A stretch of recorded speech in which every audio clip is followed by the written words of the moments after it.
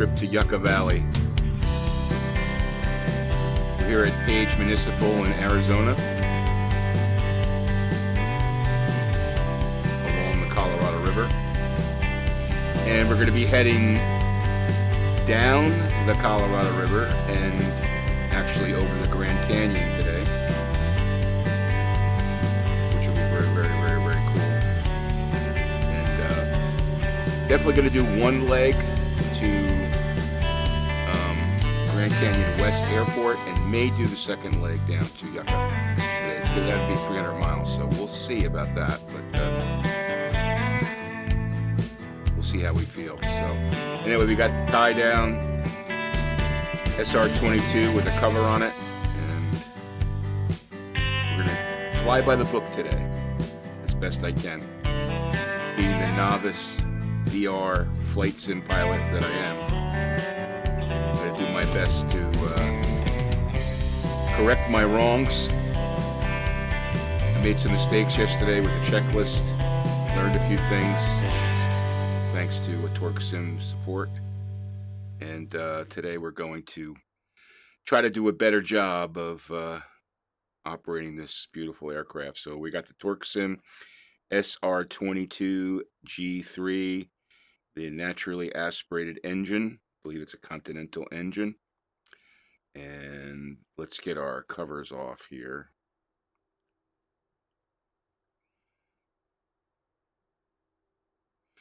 Let me get into VR here, and we'll get our covers off.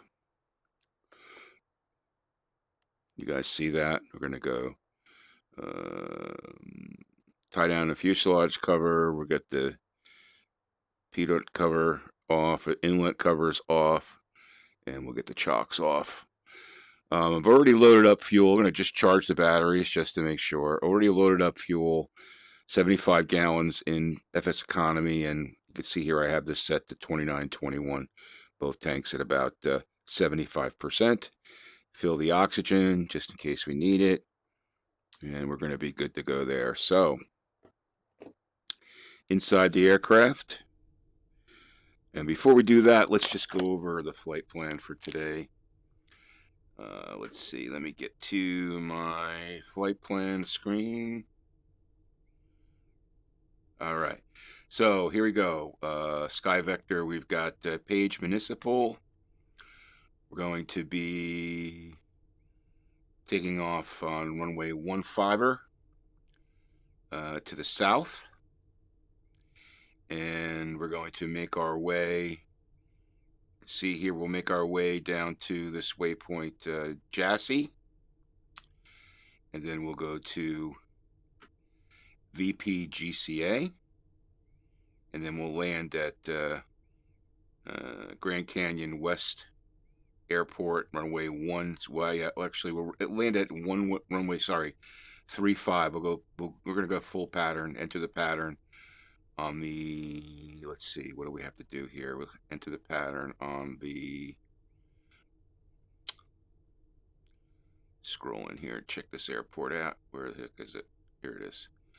On the right pattern, so enter the pattern on the, we'll have to fly around here, enter on the right, and do a, on the right and do a left base turn into runway 17. So that's what we'll do here. Yeah, so that's the plan. If we get ambitious, we're going to fly past the Hoover Dam here, see what that looks like, and then we'll take a quick right left turn and fly southwest down to Yucca, which is my home airport. So that's the plan for today, and I'm sticking to it. Well, at least we're going to go to Grand Canyon West. At least we're going to do that. So I have to actually download this, because I'm going to create the plan and just load it in, so I don't have to enter it into the FMS there. So let me get this off.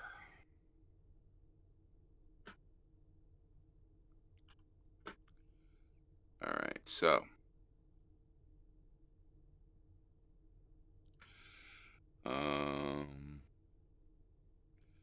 give me 1 second. I'm just creating my flight plan. You guys, this is behind the scenes stuff.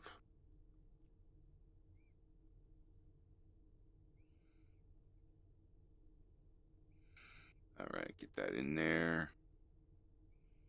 All right, so we're good to go there. So now I made a big mistake yesterday about how to operate the checklist on the MFD.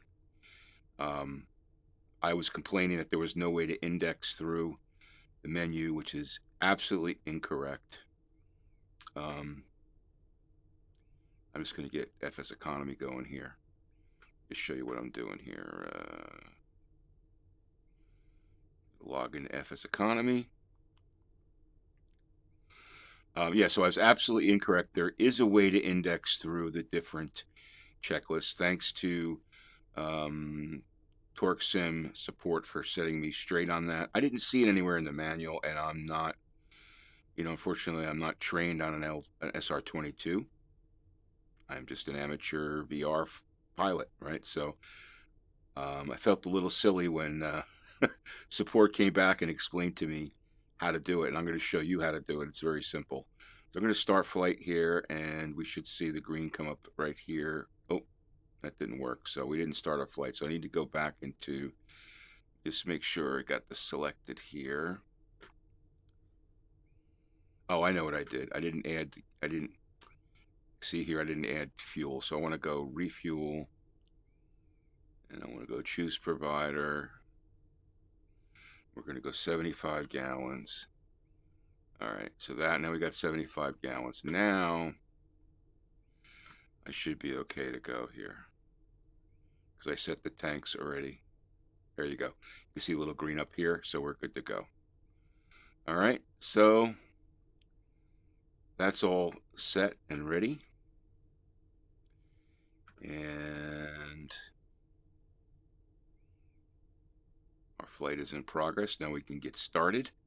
So yeah, so I'm going to show you how to properly use the menus in the checklist and be able to easily index back and forth to whichever one you want. So let me get my virtual mouse on. Very nice to have the virtual mouse working when you're flying this plane. So we're going to get this thing started up by the checklist, get our flight plan loaded, and we'll get on our way to Grand Canyon West. So let me get inside the cockpit here. All right, so keys in the ignition.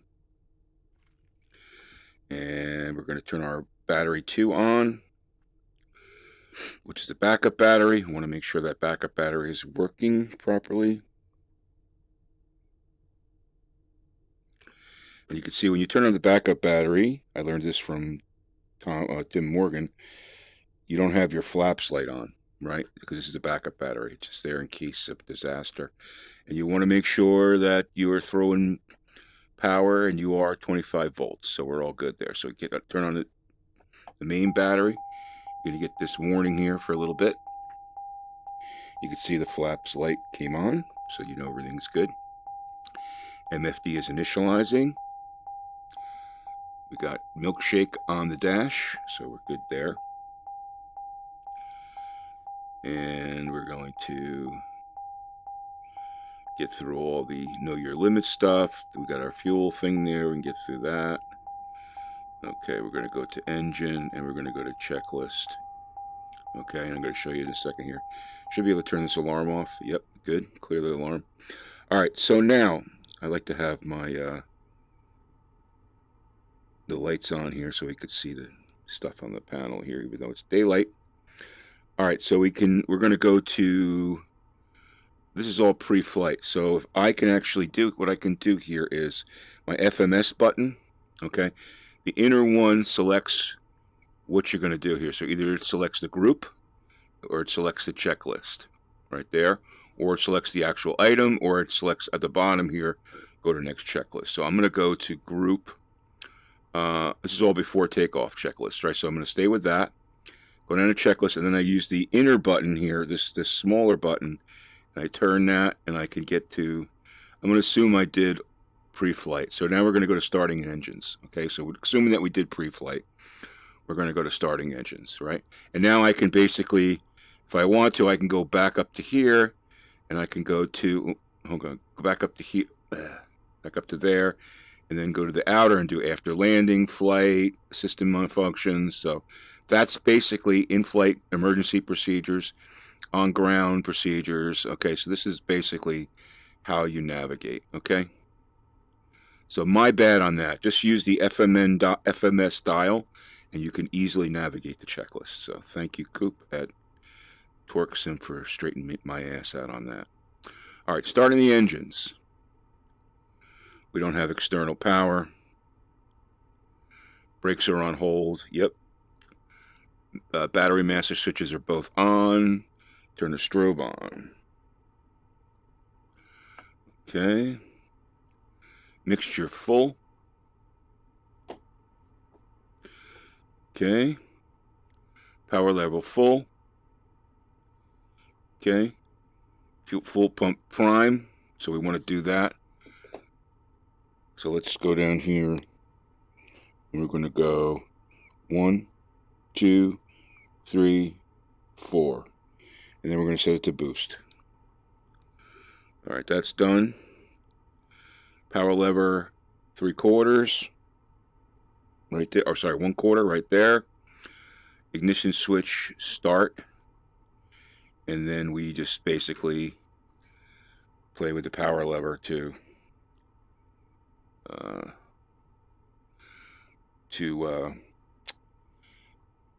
get the thing to start here. So let's go. Let's I got this queued up on my keyboard.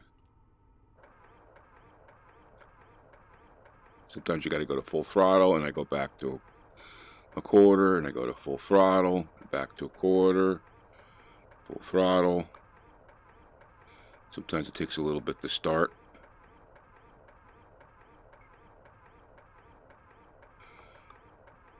Come on. Sometimes it starts right up. Sometimes it takes a little bit to start. You see, I'm just playing with the throttle here. Come on. Damn.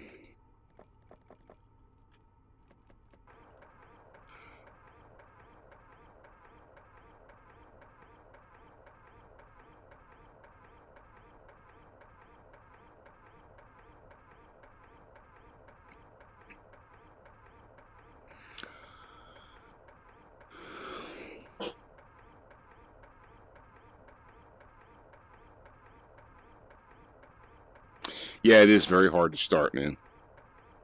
Brickyard, how you doing? Thanks for joining. Sometimes it starts right up. Sometimes it's difficult. I don't understand.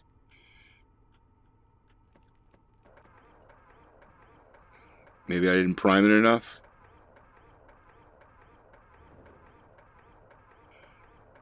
Here we go. And you can't just, you got to let it go here a little bit, okay, before you bring it back to idle. All right, so we're good there. Power lever, we want to retard back to 1,000. So we'll do that here in a second once we know we're good to go. So let's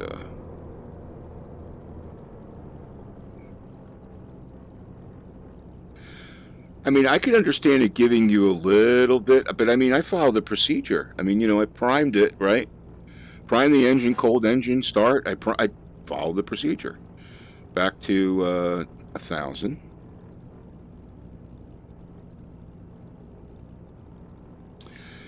Yeah, I mean, I just started it there, so that was cool. You know, it just takes a little bit, and you got to play with the throttle. And it seems to work. So oil pressure, we're good there on the oil pressure. We want our alternator switches on. And we're going to put avionics on.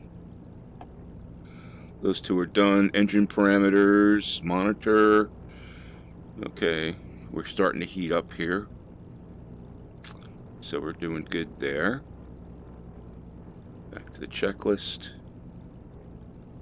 External power, we don't have that. Amps. We got 19 amps, or sorry, 18 amps on the battery, so we're good there. And so that's a good. So let's go to the next checklist. So this is before taxiing. We're not going to do that quite yet.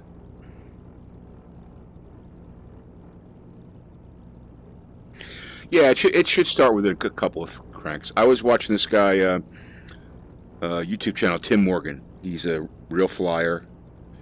He owns a SR22 Turbo, and he was saying that his plane starts up every time, boom, real quick. So I think they should try to just improve that a little bit.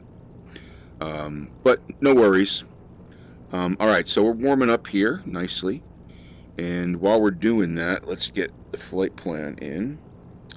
So we're just going to go to flight plan, and the nice thing about X-Plane is you can create an FMS flight plan using a little tool that I use called FPL2 FMS. It's a little Microsoft script, like a VB basic script, I think it is, that you can use. I think you can find it on X-Plane.org, and you can you could download your flight plan from SkyVector, run it through this software, and then put it in your FMS plans folder in X-Plane. And when you turn this FMS key or knob, all my plans come up here. I've got a crap load. I've got 124 plans in here because I fly a lot of FS economy in the same routes, and it's just a really easy way. So the FMS plan is the one that I'm using today. And if we look at the flight plan, there it is. We've got page going to JASI, going to VP GCA, going to 1 Gulf 4, and then we're going to Juneau, and then to Yucca Valley L22. So very nice. And we're already selected JASI as our first leg, so we're good there. And altitude. Let's take a look at the chart, but I already looked at this. I think I'm going to fly it around 9,500 feet. So let me just show you that here. All right, so we've got, if we scroll in here, we should be, I mean, looking at all of the elevations on our flight path, 9,300 is the highest, and I don't think we even need to be there. But I'm just going to fly it at 990. We're taking off here at our elevation is 43, so we'll go up to 9,500. That should put us sufficiently high enough to get a really good view of the Grand Canyon as we fly it, and we should be good to go. So 9,500 it is today. Okay.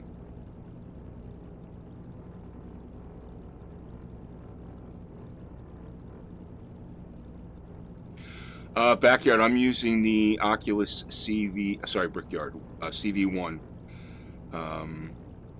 the first Rift. I hesitated upgrading,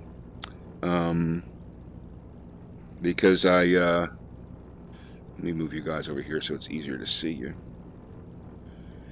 I hesitated upgrading because there were so many different things coming out. Let's get our nav lights on, landing lights on.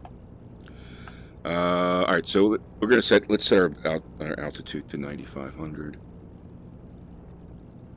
All right, that's where we're gonna fly, 9,500.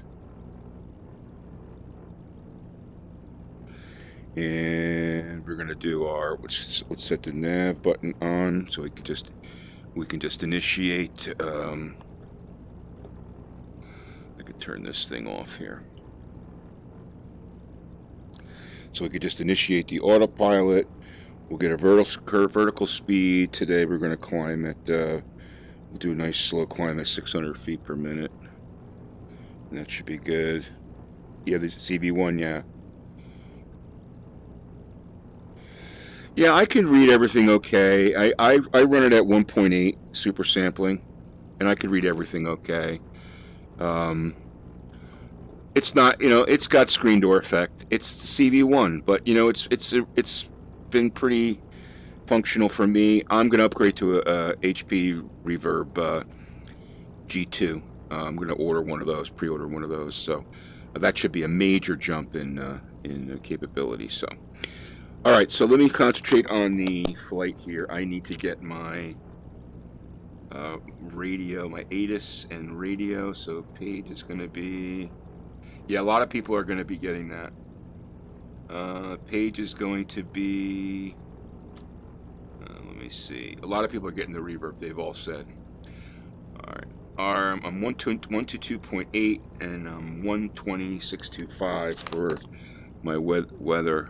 Okay. Page Muni weather. Wind calm, visibility more than 10. Sky conditions 14,000 few, 19,000 scattered, temperature 22, dew point -8. Altimeter 2992. Alright, so we got our weather there. I'm just tuning to the radio frequency here. Page Muni weather. Wind calm, visibility more than 10. 122.8. Sky conditions okay, there we go. 14,000 We've got that on there.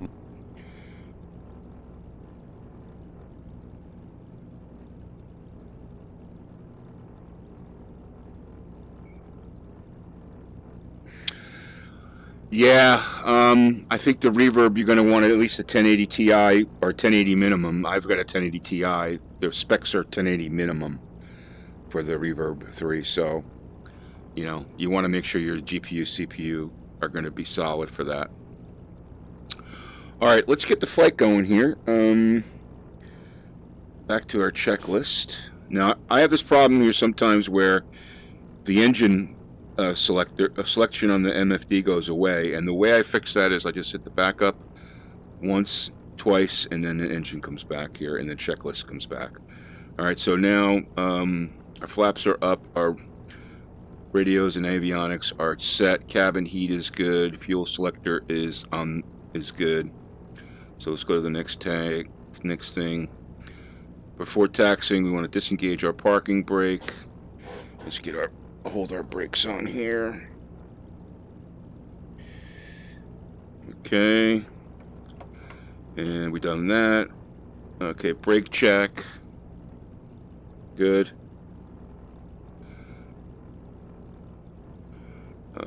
MSI orientation. Good. Altitude gyro check. Good. Turn coordinator verify. Okay, so what I also want to do is just I want to make sure that my ailerons are working. Okay, I'm going to assume that elevators are working. If you got a 1070 Super, I think you should be good. Look on the list on the Reverb. There's it's pretty set there. All right, so we got our doors closed. Yep. Caps handle, we want to take that off. Remove the pin, just in case we need that. Seat belts are good, air conditioning is good, fuel quantity is good, fuel selector is good, fuel pump is on boost. Mixture, we can actually dial back our mixture a little bit here. Okay, just for now. We're going to want mixture full when we take off. Flaps at 50%. So we're going to taxi now. We'll come back to this, okay? All right, so page traffic, Cirrus 328 Tango Delta. We're going to be taxiing from general aviation to runway 15. Sierra traffic. That's page traffic.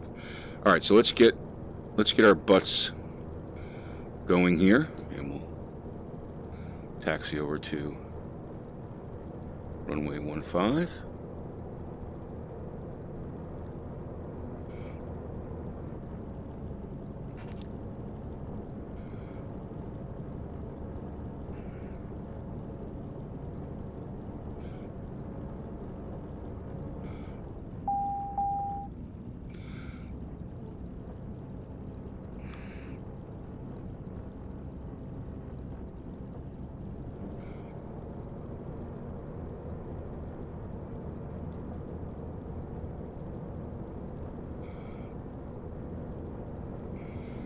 Oh, I think I went the wrong way. Oh, well. Come on. Steering is really, is really difficult. Not difficult. I mean, just, yeah, it is difficult. It's not what I'm used to. Okay, this is 1.5 here, right?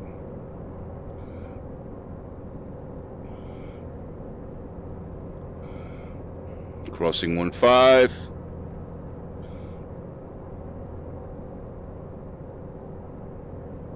Or that was 2.5. What?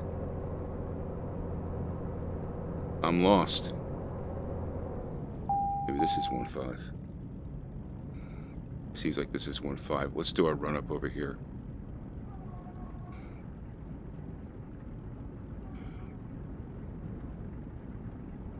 All right. Just mixture full. Actually, I read that you can do the run up with your mixture a little bit lower, but let's just keep the prop at 1,000. Get our brake on. Checklist.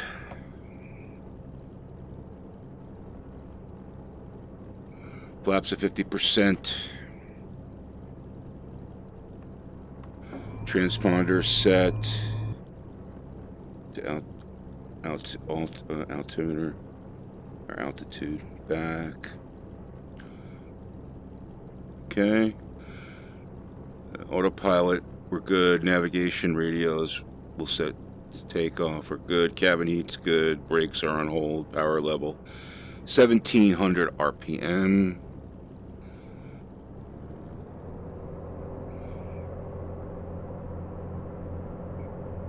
Okay, 1700. Good. Okay, alternator verify. Okay, we're all good there.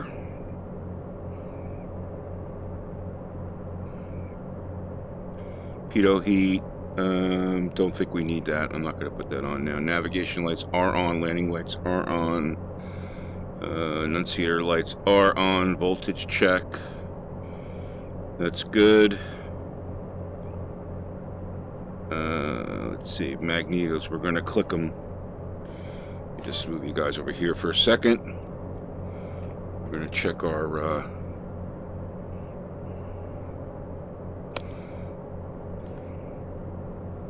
go to right, and we should see a little bit of the RPM goes down to 1660, which is what? Back to both. Back to 1700. Back to the left. 1610. Sounds good. So a run up is good. Okay.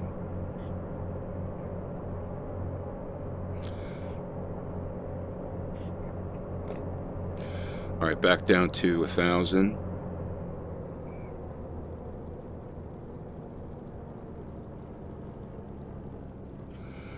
All right, so those are good. Engine parameters are good. Power level back to 1,000. Instruments check.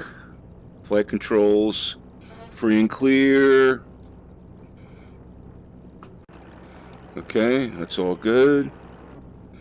Trim set to takeoff. It is. Autopilot's disconnected. Okay, so we're good there. So now we can go to flight, and we can stow the stow that away. All right, so we're going to want a mixture full for takeoff. Okay, and let's taxi up and get the hell out of here.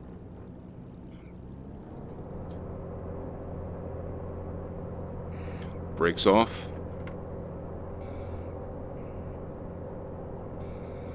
Flaps are at 50%.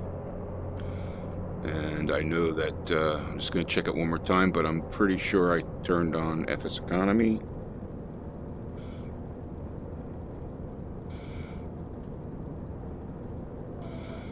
Hopefully we're on 1.5er, which we are. So let me just hold here real quick. Just double check if this economy is on. It is. All right, we're good to go, man. Page traffic, Cirrus 328, Tango Delta, departing runway 15, will be departing to the south, climbing to 9,500 feet. Page traffic. All right. Everything is good to go. By the checklist. Get ourselves lined up here. Well, that's not too good.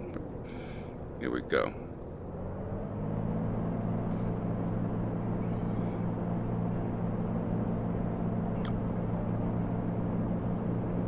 Still getting used to the steering.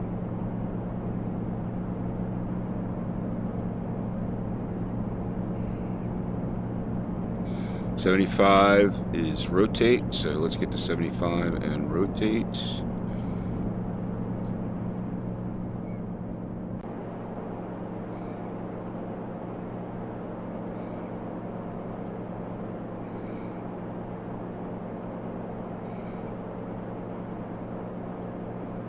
Looking good. Get those flaps up.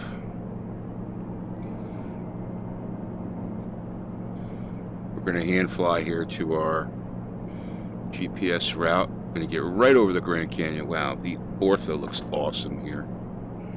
This looks awesome.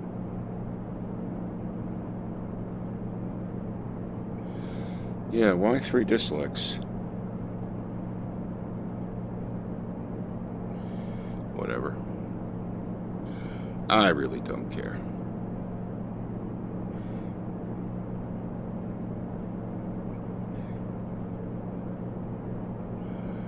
All right, so let's get our autopilot on.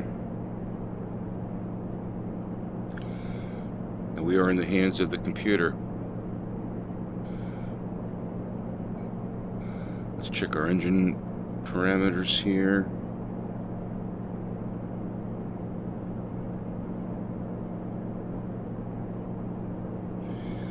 We got to climb it. 130 knots is a good climb. Oh yeah, this is awesome. It just looks beautiful. Looks beautiful. Look at that.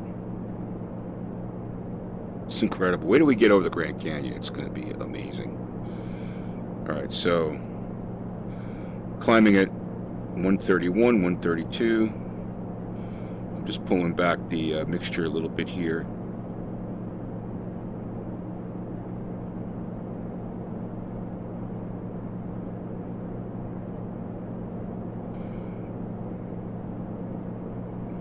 I did it myself. I used the Ortho 4XP tool and did it myself. Okay, you're out of here, dude.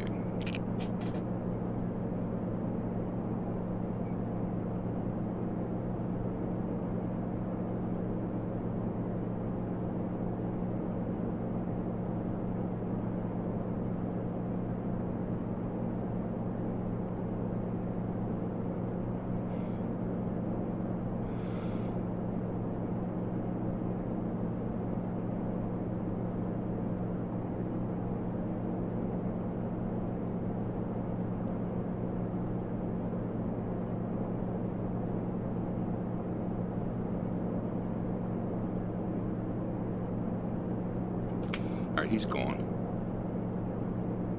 It's just a troll, like you said.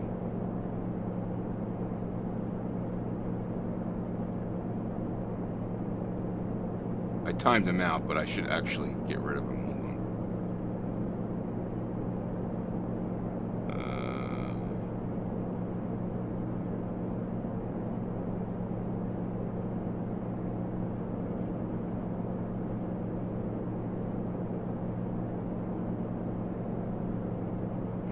Yeah, he's an idiot. First time I've had someone do that on here, unfortunately.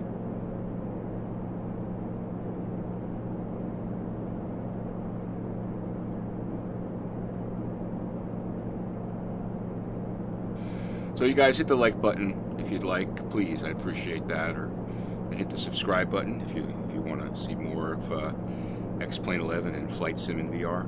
Appreciate you guys joining today. Yeah, so let me go back through chat here.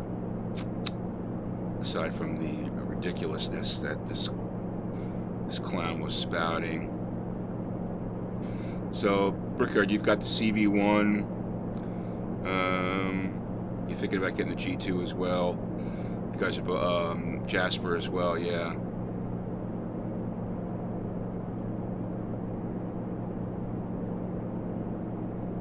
Yeah, you'll feel the plane bounce a little bit. Yep.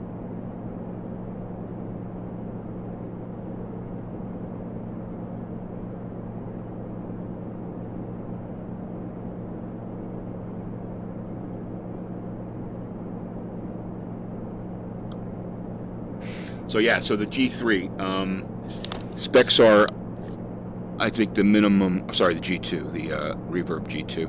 The minimum specs, I believe, are 1080 Ti. Sorry, 1080. So there's that. I've got a 1080 Ti, so I'm going to be on the hairy lower edge.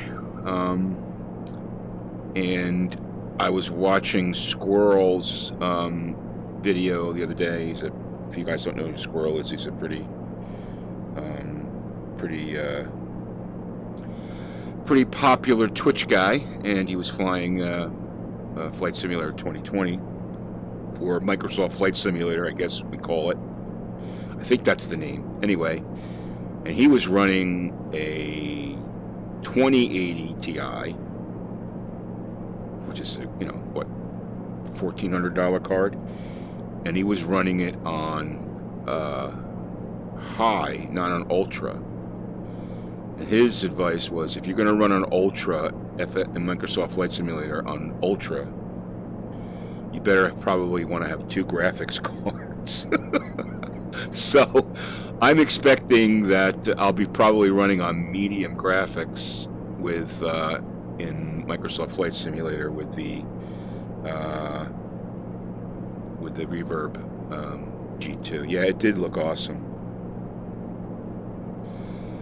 You saw the one when he was taking off in the I think it was a Cessna, that airport. I think it's in Switzerland, where it was a downhill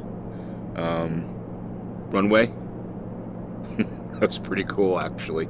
He had to be careful.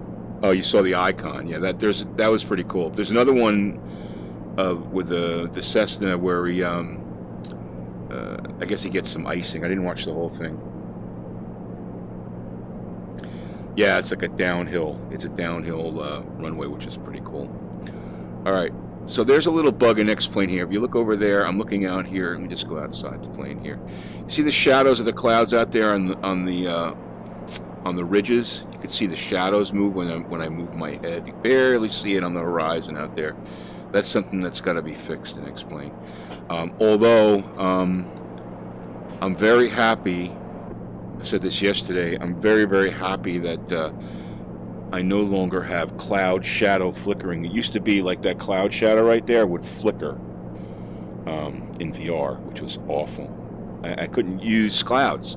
Now I can have clouds. I can deal with the shadows moving a little bit when I move my head. It's not the greatest, but you can deal with that. Oh, you're hang. Okay, cool. Now, Brickyard, what do you fly an SR22 in real life?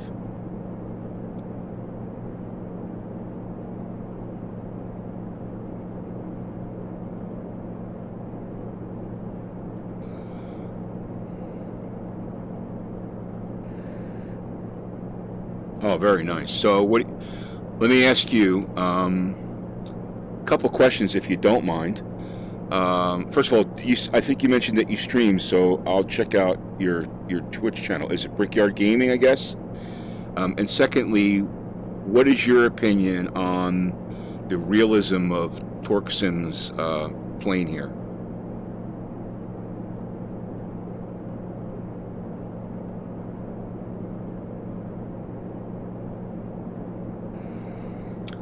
Man, I got a lot of questions for you. All these questions are filling up in my head for you, man.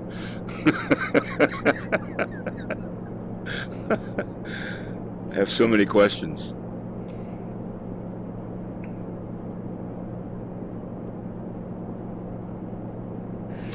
other than the starting. Okay, cool. That's very good to hear. The other question I had for you is, you mentioned that you use a CV1. Would you say that using VR, the EGT are also a bit more touchy than the real one? Yeah, okay. Someone also mentioned, I guess it was Cirrus Max or Citation Max, I guess he calls himself now. He was mentioning that when you're checking the engine, when you're doing the run-up, the EGT doesn't fall as much as it should. Like, it's supposed to fall more. When you see the uptick in RPM, you should see a fall in the EGT. He mentioned that. But the other question I had for you was, being a VR flyer, and you have a CV1, so obviously you've been doing it a while, like me, and a real-world pilot, would you say that flying, I'm assuming that you were flying, before this came out, you were probably flying B-Flight Air's G20, because I would assume that's probably what you were flying. But in any event, would you say that flying in virtual reality and X-Plane has helped you in the real world? It's a question that all of us wannabe pilots have, 100%. Cool. I mean, I've got hundreds of hours in flying in VR, different planes, particularly the SR20. Yeah, you can't go back to 2D. I agree. I literally have hundreds of hours, maybe close to 2,000 hours of flying in VR over the last 3 years. And, I have this goal when I have more time in my life. I have this vision of being able to get my private pilot's license and, be able to fly a 172, right? I'll never be able to afford a SR22, although that would be the awesome thing and the most awesome thing in the world. But I'm hoping that all of this time that I've spent flying in VR, learning how to take off, learning how to land, although I haven't been dealing with a lot of real weather, which is something I'm going to start to do, will help me when I go through my lessons, if I ever become a real world pilot.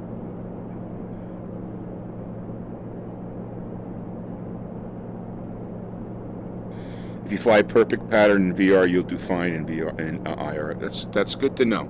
So so the time that we spend, us VR pilots that take it kind of seriously, that time is not wasted time. That's basically time helping you. I was always hoping that was the case, and I've asked other real world pilots the same thing, and they've said the same thing as you, that there's definitely a benefit to it. Would you say that I wouldn't be able to afford one either? Oh, you managed to see your service center. Oh, that is nice, man. That's a great perk for sure. Yeah, so that's good to know. And now that you've got the TorqueSim SR22, now you've got even a better platform to I guess, because for me, I'm a guitarist, right? I've been playing guitar for 40 years, so you can guess my age. 45 years, really. And I'm always learning. I'm always looking for ways to improve my skills as a guitarist, And I equate a lot of that to piloting, right? I mean, although you need to be a certain skill level to be able to pilot a plane on your own, solo, safely, or with other people in the plane safely. But I would say that from that point on, you're always improving, right? You're always building up your callus, if you will, to be able to deal with an emergency or troubleshoot while in flight and those sorts of things. Like those, because to me, those are like the important skills, right? To be able to, deal with the, if everything's working fine, anyone can fly this plane, right? Pretty much. It's the challenge is when things go wrong, right? Your system's not working, right? So, I'm hoping that the time that I'm spending, and yeah, I agree with you, Pilot Edge is, Keith's a buddy. Okay, cool. That's awesome. Yeah, I was a Pilot Edge member for a long time, and I got out of it because I had other life things that got in the way of me being able to take full advantage. But I'm going to be signing up again and starting to go back through all my cats. I think I got up to like a cat 8 or whatever, but I'm going to go back through and do everything again, even though it's probably redundant. But yeah, Pilot Edge definitely builds up your ability. So anyway, it's really good to know that this time is well spent time, if you will. Give me 1 second, guys. I got to get a sip of coffee here.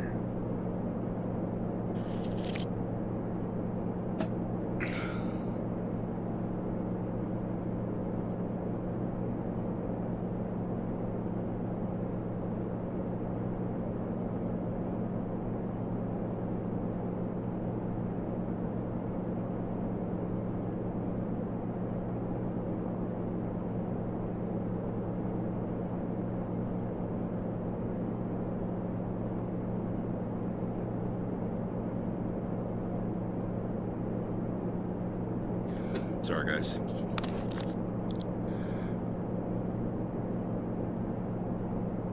Yeah, I agree with you. Confidence is a big part of anything, right?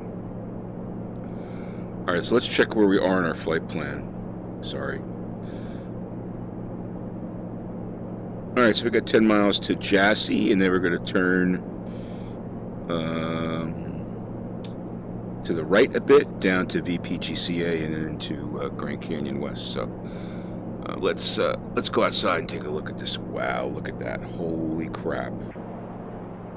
That looks amazing in VR. Whew! Wow.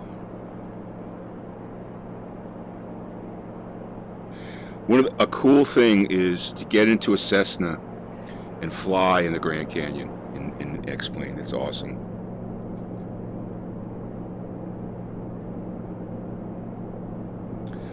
All right, so I've got plenty of fuel, so I'm 16 gallons per hour. I need to switch my tanks here, so now one thing I found is it's impossible to switch tanks with the what do you call it, the touch controller. So I've got to use the VR mouse to do that. So we want to boost on, we switch the tank, right? So we're going to go boom, and we can take boost off now that we're cruising.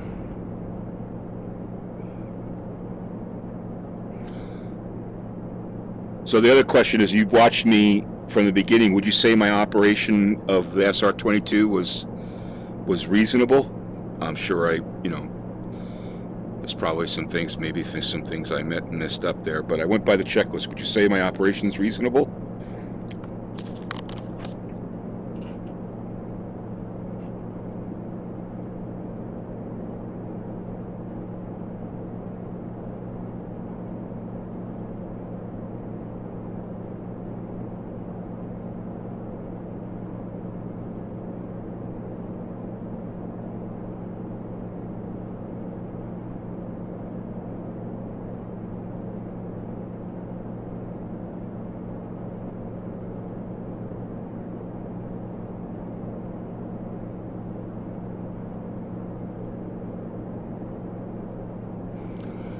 All right.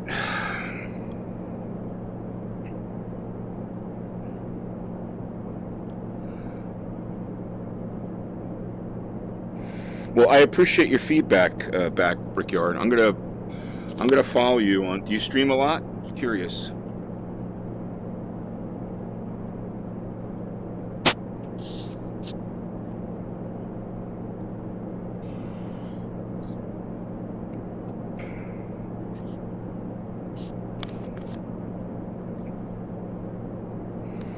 Wow, look at that. Holy crap.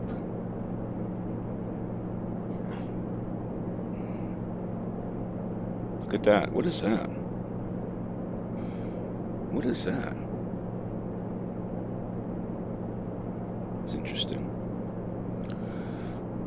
All right, here we go. Whoa. That is so cool. Holy crap, that is so cool.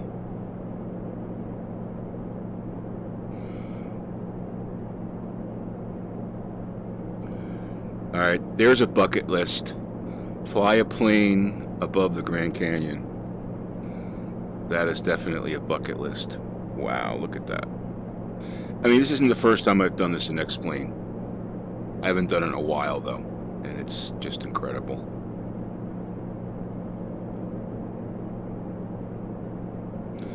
So let me make a note to follow you on Twitch, Brickyard, because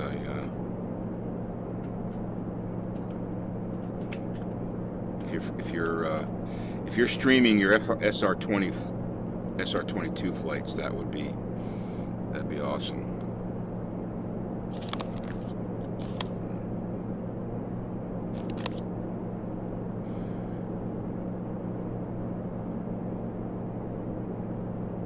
A paramotor, yeah. Look at this. Look at this. Just look at this. Look at that. It's breathtaking.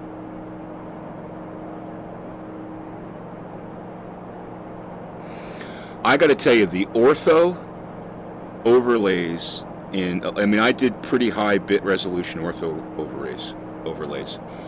But the ortho overlays in Arizona and California are just incredible. I haven't done the Rockies. I'm going to do the Rockies because I flew over the Rockies. I flew this plane over the Rockies, and it was, it's X-Plane crappy default scenery, so it didn't look great at all. But this is just spectacular. Look at that! Holy crap!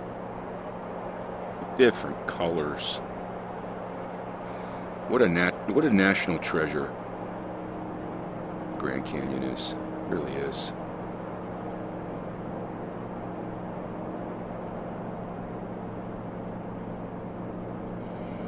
Let's hope that someday Tesla doesn't dump their batteries in there or something.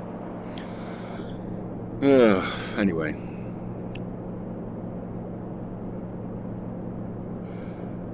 All right, everything looking good. Let's go to checklists here.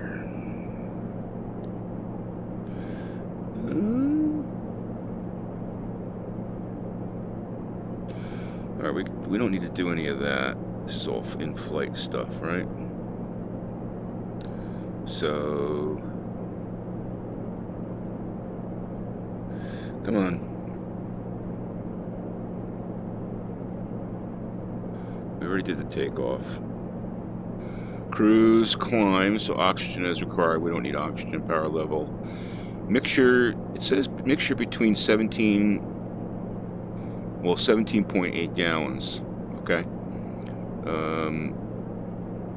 I always wanted to keep it at 15, but maybe I should be higher. And it says keep the fuel pump on boost while you're cruising, so I guess I'll do that. I thought you could turn it off. Okay.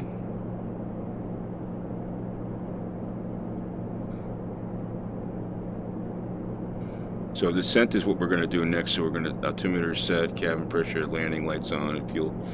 We can turn our landing lights off right now. Although, let's leave them on because I always forget. Fuel system check, mixture as required, brake pressure, oxygen. All right. Let's boost up our mixture to 17. We'll get a little bit more. 2,700 RPM. Okay.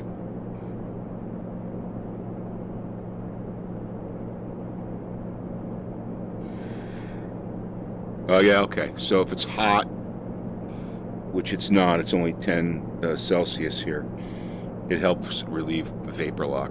All right.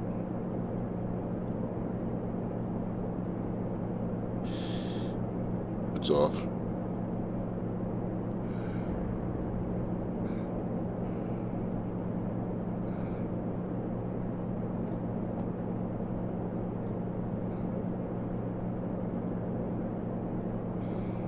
Spectacular. I wonder what Microsoft Flight Simulator's Grand Canyon is going to look like. Is it going to look like this? Is it going to look like this? I don't know. Usually cruise at 2,500 RPM. Okay, so pop the throttle back.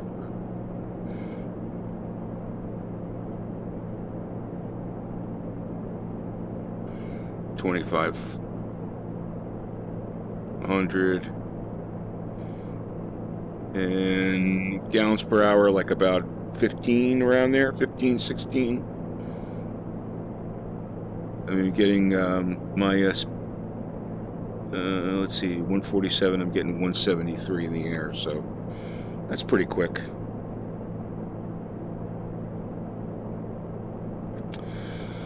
Okay. Yeah, well, I think this is based on Bing as well, I believe, if I remember how I made the ortho, but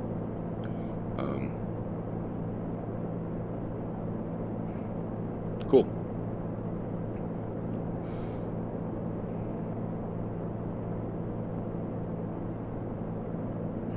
Around 16, okay.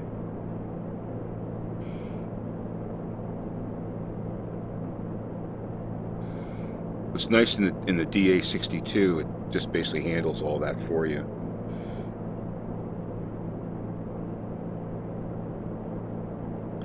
So on the lean, so if you go to engine assist, right here you set it to you set that to 20, the peak.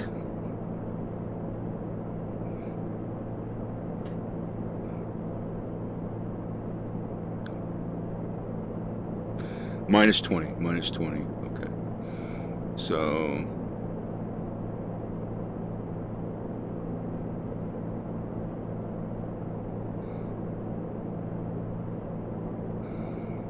yeah, I've heard different things. I've heard people say different things about that. I remember someone saying like minus 75 or something. Maybe it's hard to dial it into minus 20.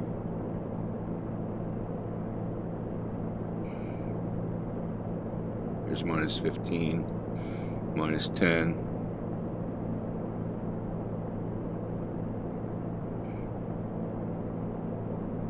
The throttle here or the mixture is just, there we go, minus 20, boom.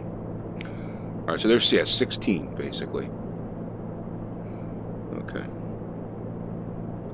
Did I just I just went to 30.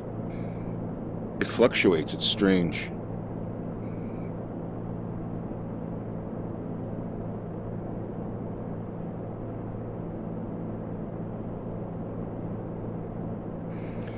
Yeah, I think rather than try to dial that in, I'll just keep it around 16 gallons per hour. Seems like it's easier to dial that in, and around 2,500 RPM, and that's plenty. I can bump my power. Yeah, I mean that's plenty of it's plenty of speed. I'm happy with, you know, with the rate of speed. So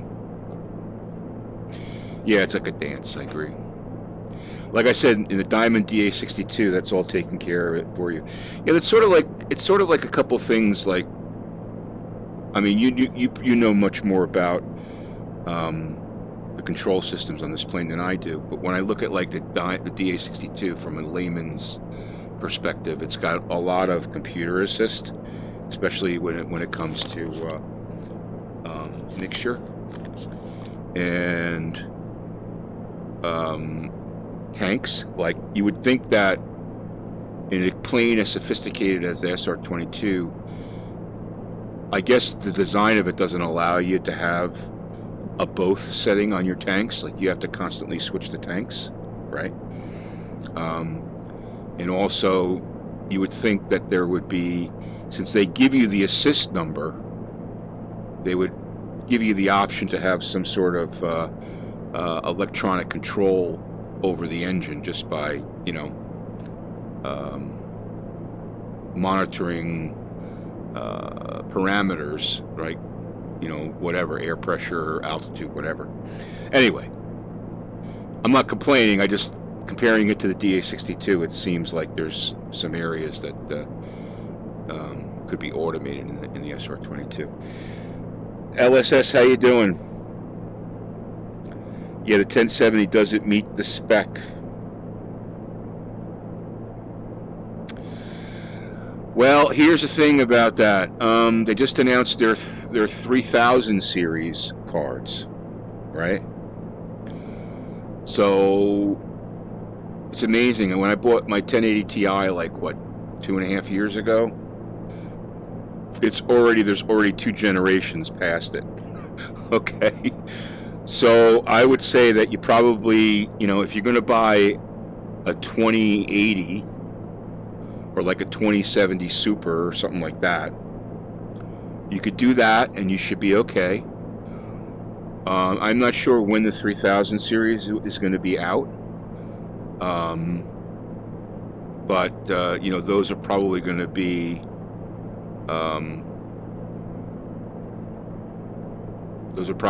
you know, be the most desirable, because you want to, you know, you want to make sure you set yourself up so that you're not you know, alienating your technology as the day you buy it. I'm going to go down to 8500 here. Just make sure I'm going to be okay there. Let me just check my charts here.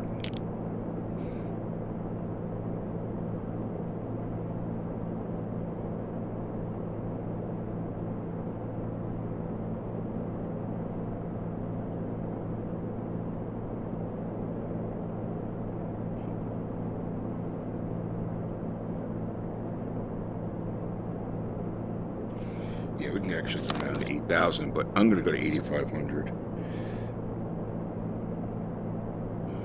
We'll just go down 500 feet per minute. Get a little closer to the Grand Canyon. So yeah, it's a difficult decision, I know, but you know, if you buy the high end, if you buy a high end 2000 series, you're going to be okay. It's going to work fine. So, you know, 1070 Super. I was looking at the 1080 Super. I think the 1080 Super is around like $800, but I think it only has 8 gig of VRAM, if I remember correctly. So, you know, going to be hard to say. I was mentioned before, I was watching Squirrel's new video, and he's got a 2080 Ti, and he was running Microsoft Flight Simulator in 2D on high settings. He's flying around Sydney in the Icon A5 or whatever it is, and he was flying around Sydney in high settings, not ultra settings, on a 2080 Ti, and he said that his recommendation is, if you want to run an ultra, you better have 2 cards. So there you go. These basically, you require a computer inside your computer to run a flight simulator. You know, I'm of the camp, I'm like, you know, okay, so am I going to go out and spend, like, I mean, I'm going to get an HP Reverb no matter what. I can run it with a 1080 Ti, the G2, because I'm going to use it with X-Plane, right? So, and that's my main flight sim anyway. So if I spend $120 on Microsoft Flight Simulator and it's, you know, choppy, and I'm going to have to upgrade my graphics card, I'm not dead in the water. I can still fly an X-Plane 11. That's the way I kind of look at it, you know. So, you know, it's hard to say.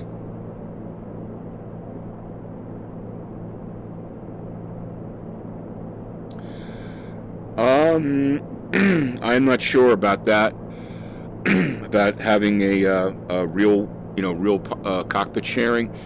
You can do that in X-Plane. I would imagine that someone third party is going to develop it for Microsoft Flight Simulator. So I'd like to see that article, but I haven't. And maybe it's going to be available in the product itself. I don't know, but someone will do that. Someone will do that. I'm sure.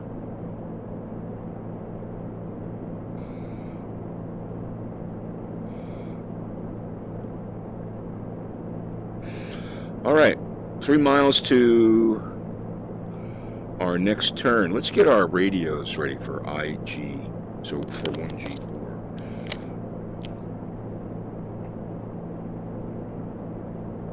So 1G4, we're going to be at 122.9 for the comms. We're going to be entering the right.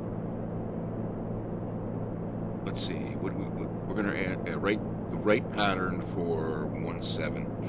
So let's get our comms at 119.425 for the ATIS.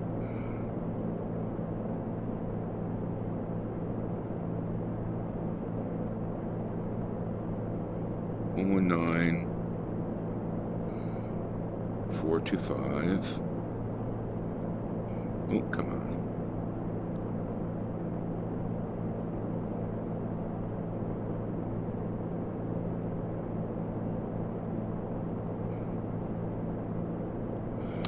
And 122.9.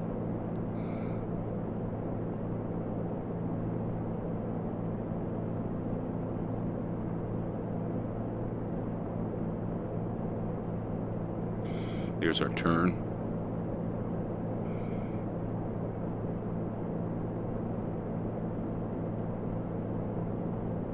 I think I'm just going to go straight into 17.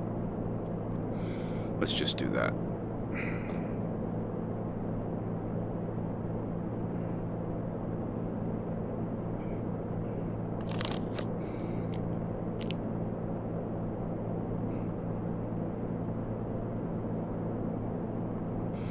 Or we could enter on the...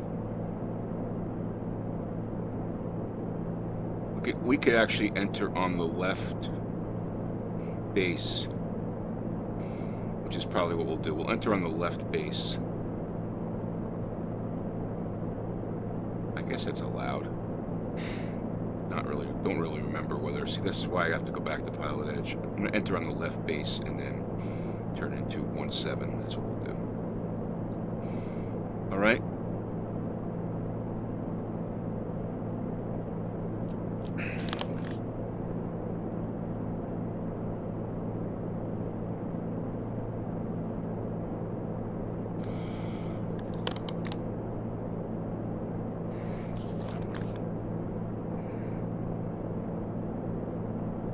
Yeah, right, exactly. When there's no traffic.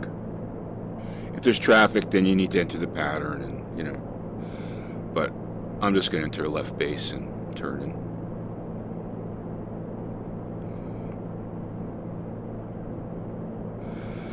All right, 45 miles to Grand Canyon West. I'm feeling funky here, and I think,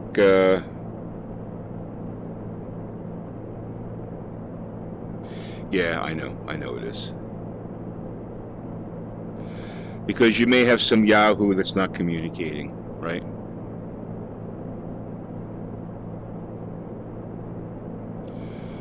I mean, I live near an airport, and sometimes I'll go out and have some lunch in my car, and I'll turn on my radio and just listen to the pilots, as they're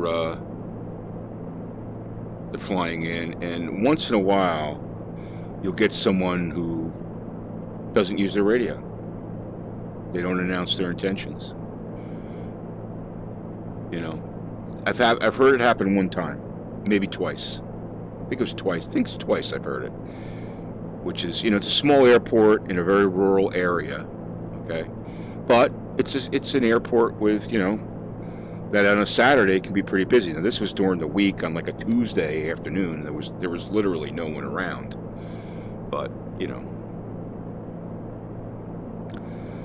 The reason why they have patterns is because everybody follows it, right?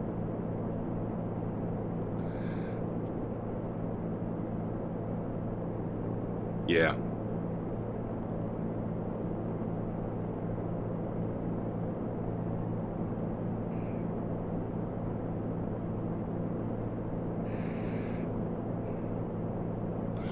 But today I'm going to, I'm just going to enter on the left base.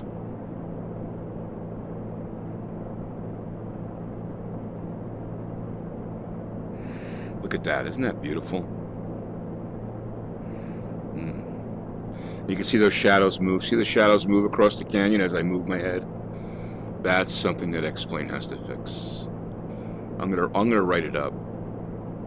But I'm wondering if I'm the only one that experiences that. I don't think so. All right. Let me just see if my... Let's go check that.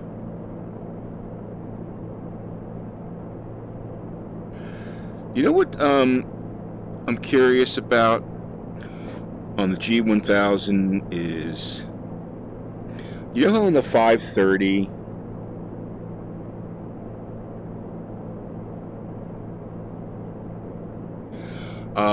I don't, but I could show you. mean my X-Plane settings? I could show you those, no problem. Once we get on the ground, I'll show you. Just remind me, and I'll show you. Do you know how on the 530 navigation system, it shows you, when you look up the flight plan, it shows you time to the next waypoint. Is there a way to do that on the G1000? You would think that such a sophisticated system would give you time to next waypoint, right? Because if you look at it over here in this, up in this column here, all you get is, you get an ETA, estimated time to your arrival, right? That's your endpoint, L22. But I don't know how to get, you know, time to next waypoint. I don't, you know, look at flight plan. It doesn't give you any of that information, okay?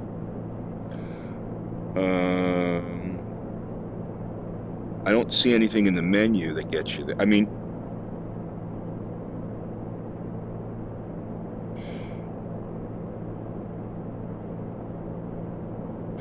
okay, so it's the laminar. But you would think that if they are able to do it in the 530, that they would do it in the G1000, right? Laminar. I'm talking about laminar, like they would give that ability. Because on the 530, you can see time to next waypoint, you know? And that's really helpful.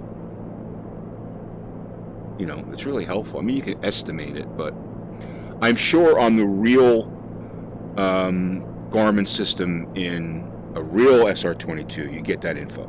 I'm sure you do.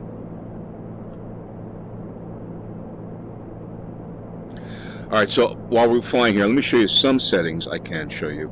So the one thing you want to do if you're using the Oculus Rift is you want to use Fly with Lua macro called OVR settings. Okay, this is critical.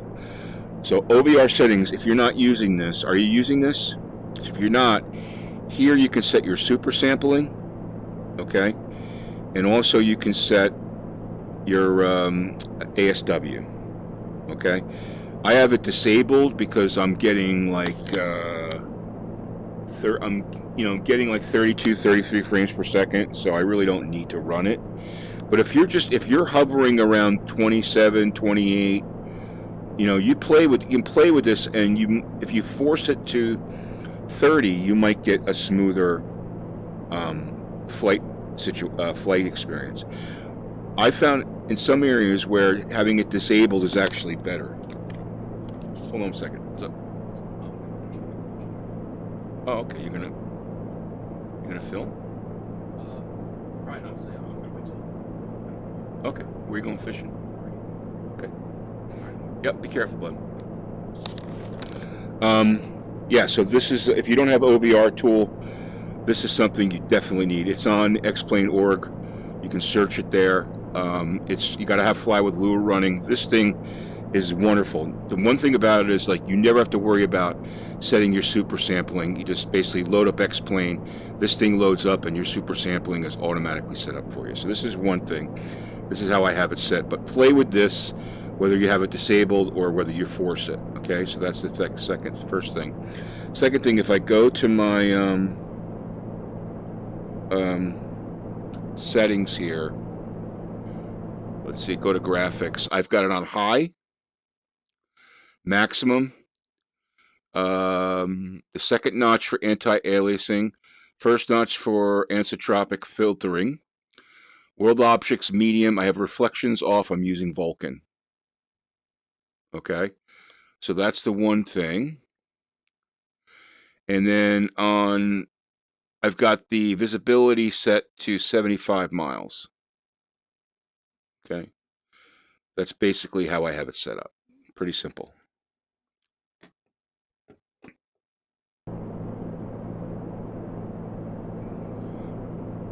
Hopefully that's helpful.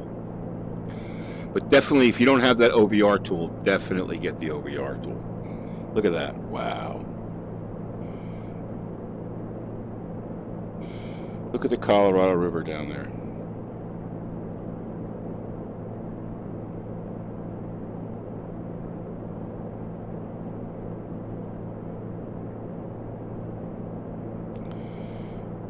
So I would say that Laminar, it would be great if Laminar provides the ability to give time to waypoint, the next waypoint. I mean, there's no reason why you shouldn't be able to get that. All right, so I'm surprised we don't have the weather here.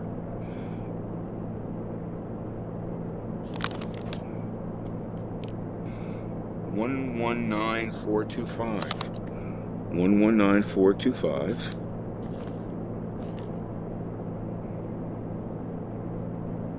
COM1 is on. Let's just see. Just switch here and see if it. Maybe they're not broadcasting it. This was 122. So, all right. So we're gonna. Where are we? We are.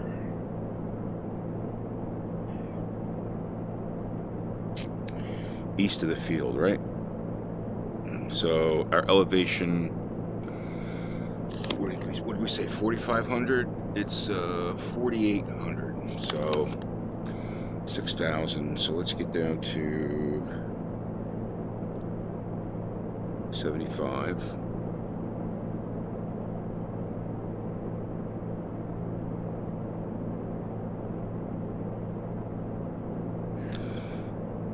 Okay, let me see if I can do that.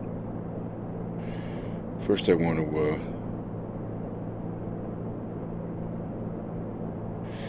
get myself down here a little bit. In map mode. That's weird. Oh, because CUM. That's why. That's why CUM. Map topo, Nixrad, back. Airways doesn't really give you the ability to do that.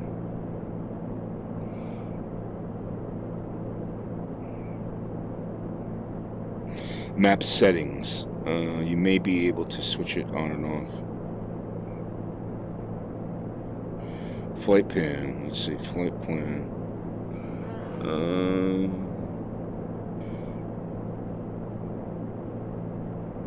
View.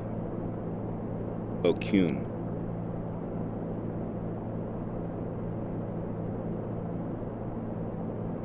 Back.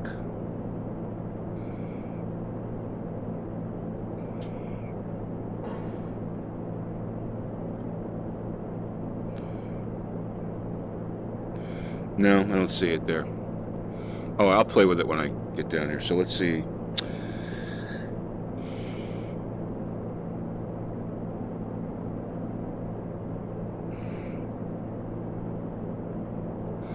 All right, so we're going to be entering on the left base, right? Left base. For runway 17. Grand Canyon traffic, Cirrus 328 Tango Delta. We're 14 miles east of the field at 7,800 feet. We'll be entering the pattern for left base for runway 17 full stop, Canyon. Bruce, how you doing? Thanks for stopping by. Appreciate it. Happy Sunday to you too. We got 13 miles to landing at our first point. I think I'm going to power on after this and go down to Yucca. So we'll do it in 2 flights. Or sorry, yeah, 2 parts. And get this plane to Yucca. I got plenty of coffee, so good to go. So this isn't an advertisement, but if you don't own a Yeti coffee cup or coffee tumbler or whatever, let me tell you, man, those things are awesome. They keep your coffee hot. As long as you keep the little lid closed, it keeps your coffee hot. All right, I think I can, after this little ridge here, I'm going to get down to, we said I'm going to get down to 6,500.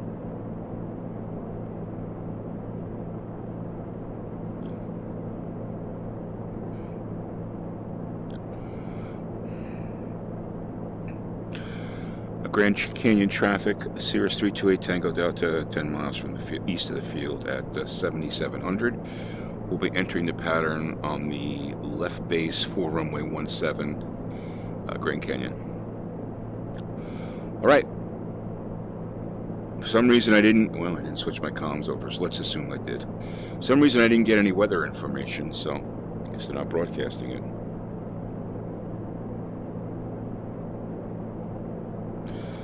All right, let's go to our checklists. Descent, what's good there?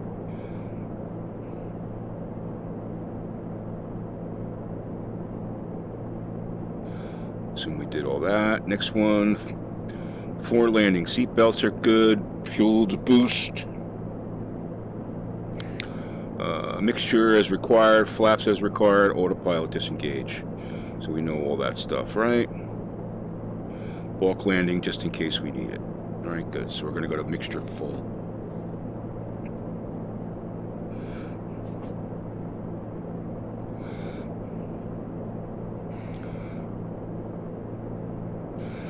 Interesting place to land here, eh? Very interesting place to land. Get my position set here.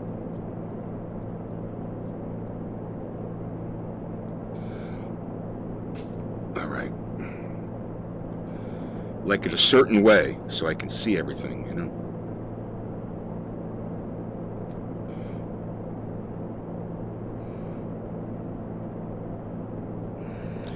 Grand Canyon traffic, Cirrus 328 Tango Delta, 5 miles east of the field at 6,900 feet. We'll be entering the pattern on the left base for runway 17, Cirrus. Full stop, Cirrus. Okay.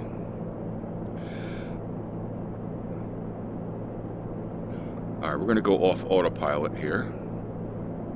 Remember, our elevation is going to be 4,800 for the field.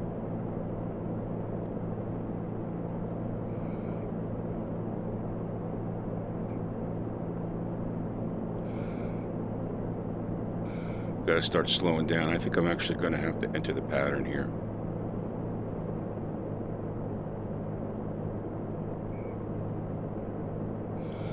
Or we'll just do a straight-in approach. Canyon traffic, Grand Canyon traffic, Cirrus 328 Tango Delta, we are 3 miles south, north of the field. We'll be actually entering, we're doing a straight-in approach for runway 17. That is not the right thing to do, so I'm going to cancel that. So in this situation, what I do here is I would tell traffic that I'm flying north for a straight-in approach.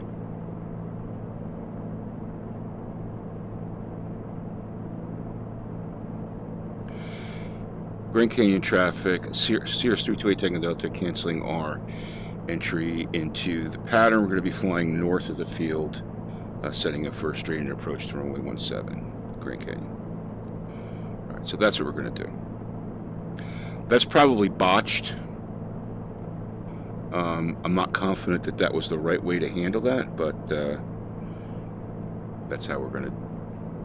That's how it would make sense logically for me to handle it. So what I should have done is I should have started to hand fly about 8 miles out so I could set myself up for the pattern entry on the left downwind, but I didn't do that. So we're going to fly out to about 5 miles north, and then we'll turn towards the airport,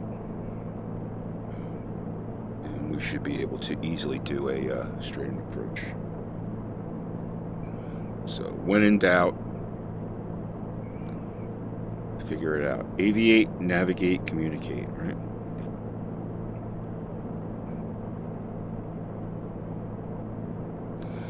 Let's just bring her up to 6,000 feet. There we go.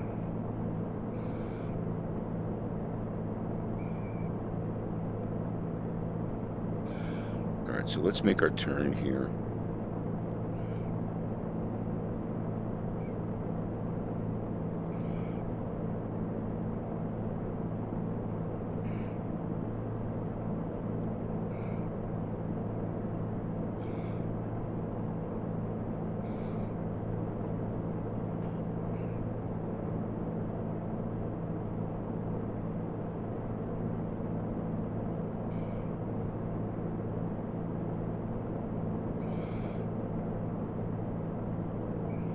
There's the airport.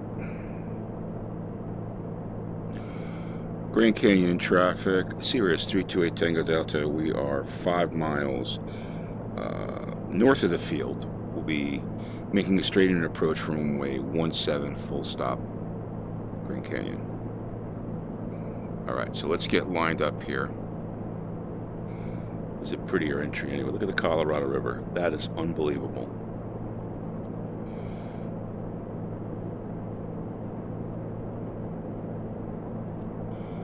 Alright, so let's start to slow the plane down.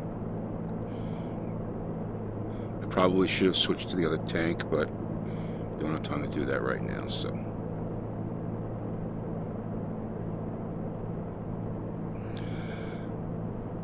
Grand Canyon traffic, 328 Tango Delta, 4 miles north of the field, straight-in approach for runway 17 full stop, Grand Canyon.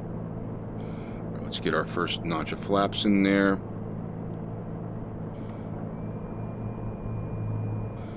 Got a visual in the airport.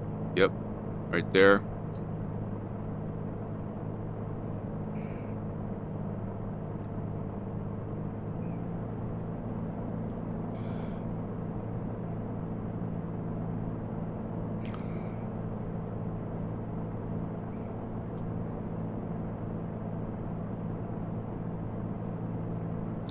So I'm not exactly doing a straight-in approach. Look at the rapids down there. You can see rapids. Grand Canyon traffic, 328 Tango Delta, on final for runway 17 at 2 miles out. Full stop, Grand Canyon. All right, let's go to full flaps.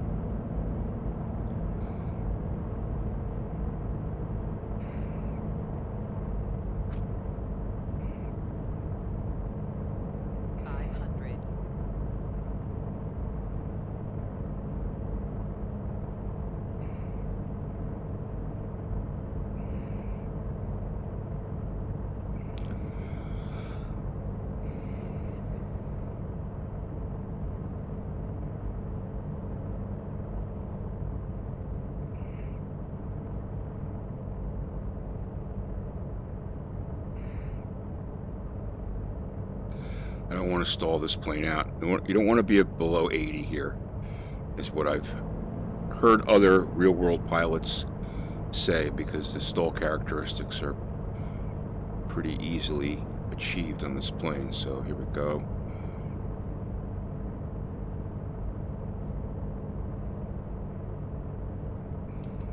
Trim that up and power down.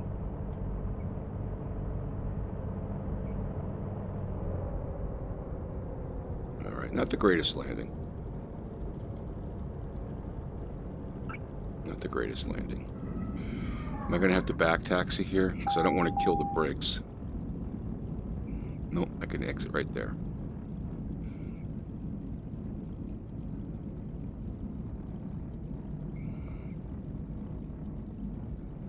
Alright, let's go exit right here. Go park and we'll get ready for our next flight.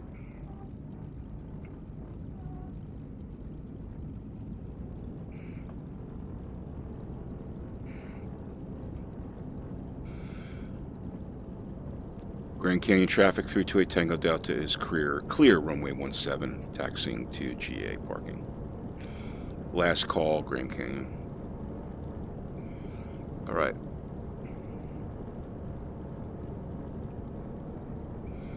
Let's go taxi to GA parking.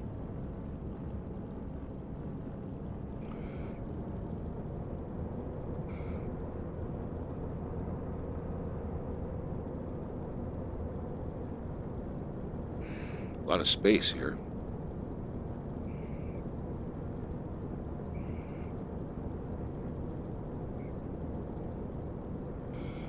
Just park right here.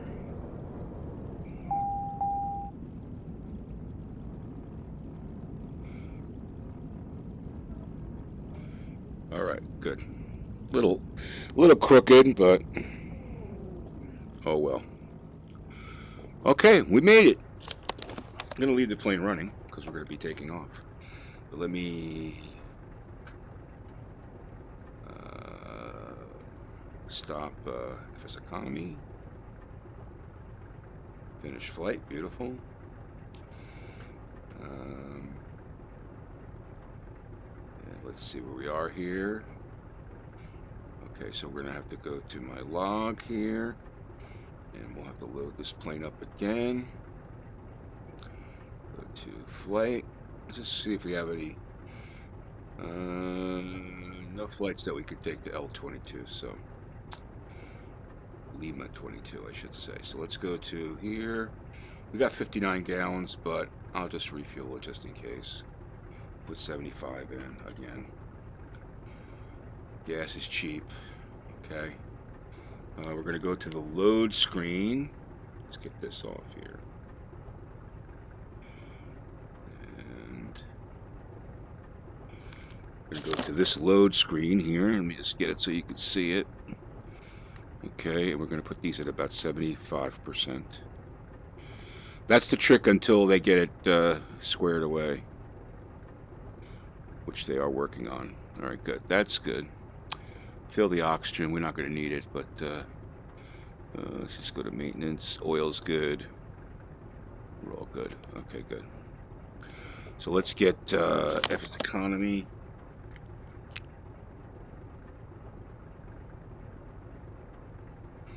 Let's get FS Economy going again here, just to make sure that works.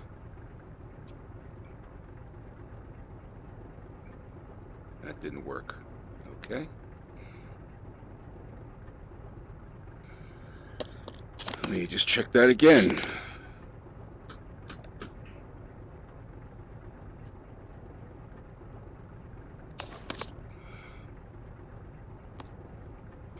Load manager. I guess I gotta lower this a little bit more.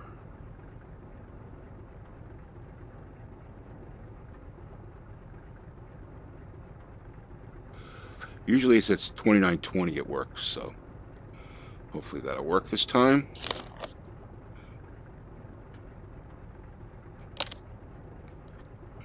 FS Economy. Start flight. Boom, we're good. All right, good. Okay, so next leg is already in the system here. Let's go to Chrome. We're going to make our way home here. Oops, sorry. Let me just so we can fly at an altitude of about 8,000. We'll have to get up to about 9,000 to cross here. So once we turn from the Hoover Dam, We're going to come up to, let's go to 10,000, so just so we're safe, or 9,500, we should be fine. And then we'll cruise down to, you guys can't see that for some reason. All right. Yeah, so we're gonna fly at about 8,000. Let me just see here. 7,000. 7,000 till we get to Hoover Dam, and then we're gonna go to 9.5. Right? That's the plan. Okay, so we're just going to assume our frequency. Well, our frequency is right. So Grand Canyon traffic, Cirrus 328 Tango Delta. Oh, which runway are we taking off? Hold on. We're going to take off 17, right? Cirrus traffic 328 Tango Delta will be taxiing from GA parking to runway 17 Grand Canyon. All right, so let's go to 17 and get ourselves. We want to set our, what did we say, 7,000? 7,000. Vertical speed.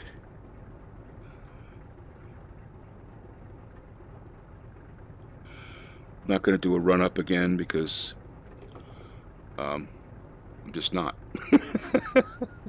Okay. All right, let's go.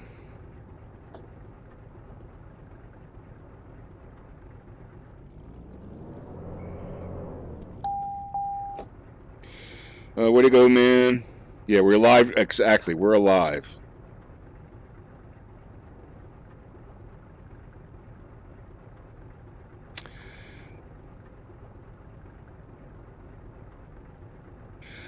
Oh yeah. So you bought the TorqueSim. That's awesome. Yeah, it's great. It's a great plane. They did such a great job with it.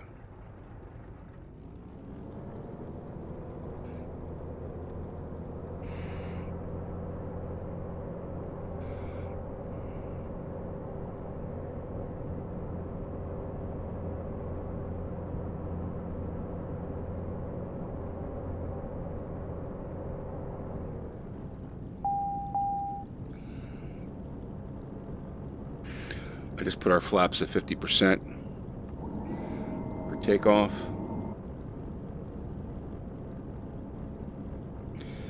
How many cost a game? How much? So basically, how much does the game cost? I believe X-Plane is around $70 or $60, something like that, for the base software. This plane that I'm flying is an add-on third-party plane. That was $55.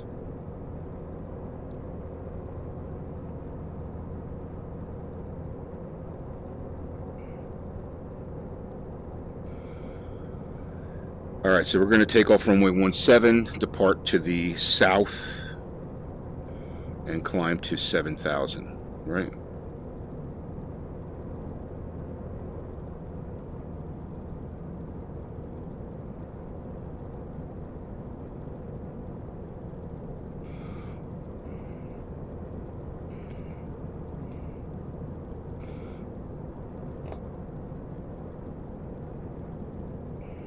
We're going to switch tanks. Our tanks are good. We're going to forego the run-up because I don't have the failures on, so we're going to assume we're okay here. Although we should do a run-up. I know we should do a run-up, but we're not going to. All right. Page traffic, Cirrus 328 Tango Delta, departing runway 17 to the south. For a departure to 7,000 feet, Grand Canyon.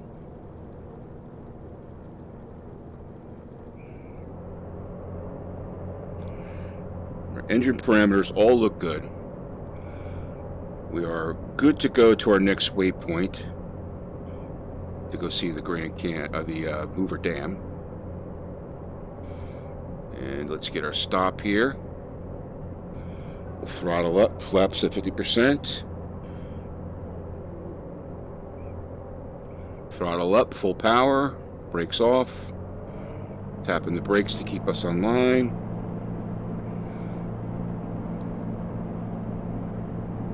Trim is set to take off. We're looking to rotate at 75 knots. There's 60. There's 65. There's 70. There's 75. Rotate. For the runway heading. 200 feet, we want flaps up. Flaps up. Plane dips a little. Get that trim up there. Keep the plane up.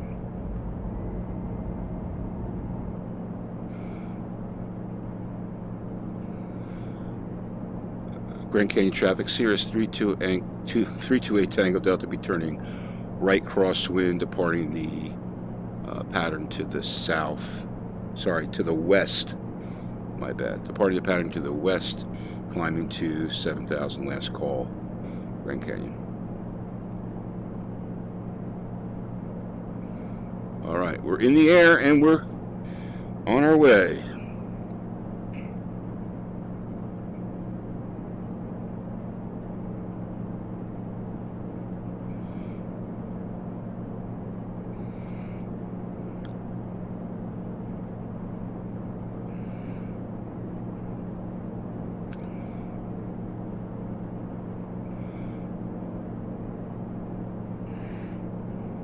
All right, let's get our autopilot on.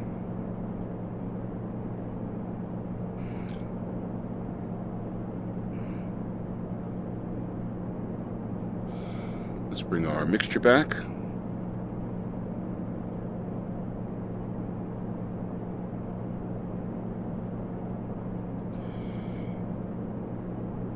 So, Bruce, what do you think of the TorqueSim SR22? What's your thoughts after buying it and flying it? Love to hear what you think.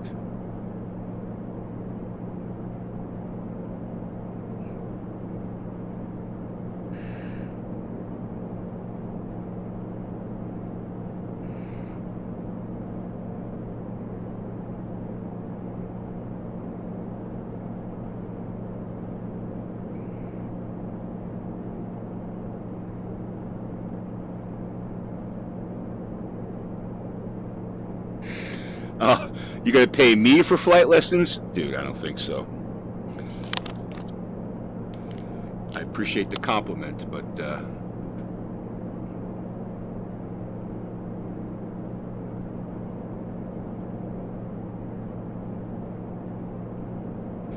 all right, so we're gonna be flying. You're gonna see we're flying west here. You're gonna see Lake Mead to our north in a little bit.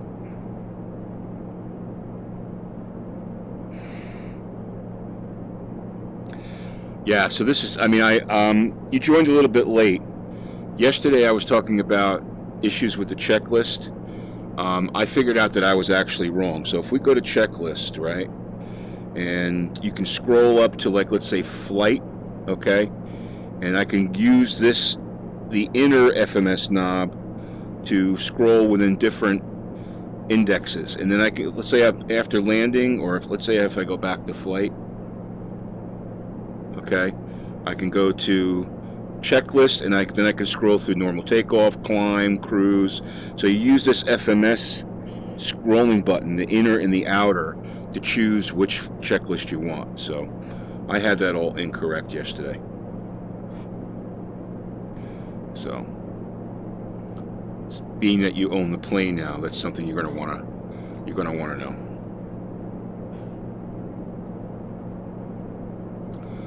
All right, Lake Mead, right up there. Hopefully we'll have a good picture of the Grand Canyon today. I'm going to get my map going on my phone so I know exactly where I'm going.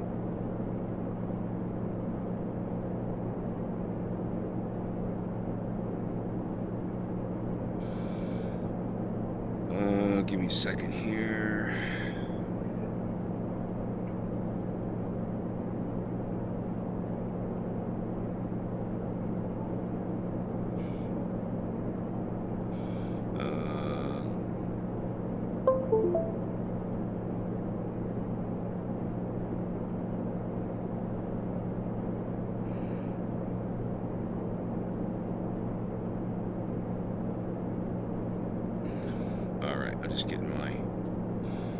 I have a moving map on my iPhone. I'm using Flight Plan Go, so I can just tell you when I'm at the Grand Canyon, so I can kind of know where the hell we are here. All right, so we're at altitude, so let's back off on the. It's about 16 gallons per hour, and we'll run her at 26 and change.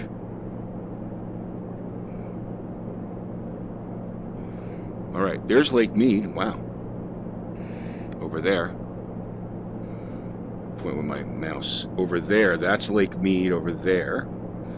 Okay, this is not sure which lake that is, but that's definitely Lake Mead. Lake Mead is huge. If you've ever been to Las Vegas, Lake Mead is an amazing man-made lake, which is basically created when they dammed it up with the Hoover Dam.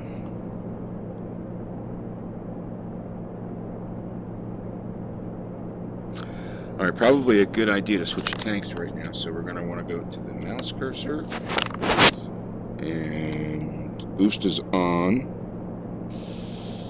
Oop, put over there. Just going to leave boost on for now.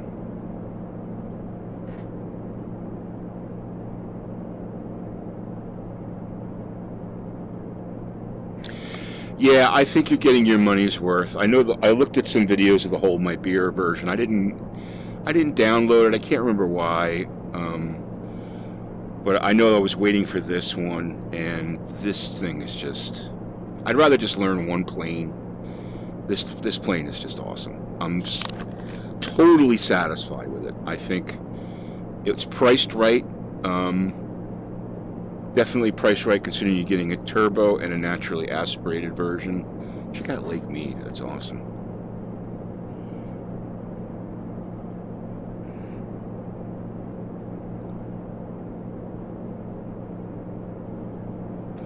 But yeah, I'm very, very, very satisfied with this plane, for sure.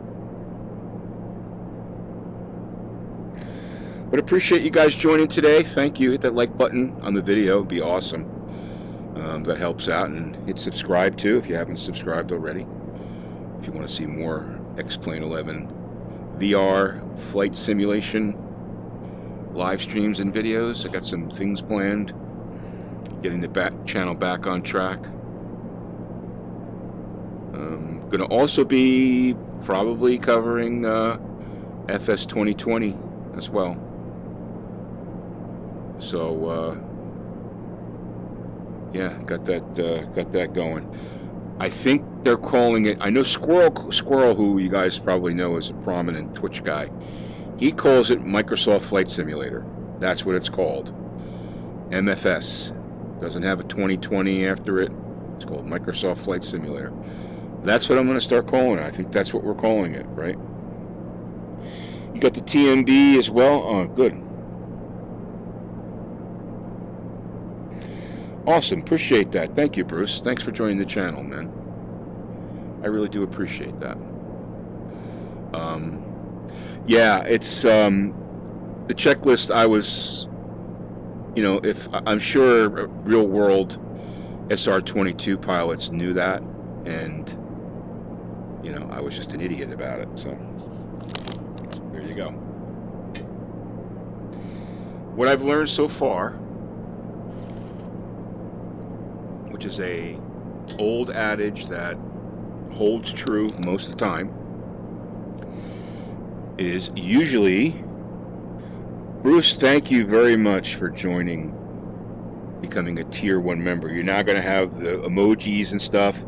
Hey, show me the emojis in chat. I want to see what they look like in chat. But you are my first member, and that airplane sound is for you, man. Thank you very much for becoming a tier 1. I really do appreciate that. Tier 1 member. Thanks. Helps support the channel and helps me, keep things going. This channel originally started by me wanting to help other people that were getting involved with simulation games, it actually started with Train Simulator, which I still play. TSW, Train Simulator World, which is actually pretty damn cool. Still play that, and then American Truck Simulator, which I'm planning on getting back into. But then once I found VR and X-Plane, man, it became an obsession. So, all right, I don't want to miss the Grand Canyon here. I'm going to take a flyby.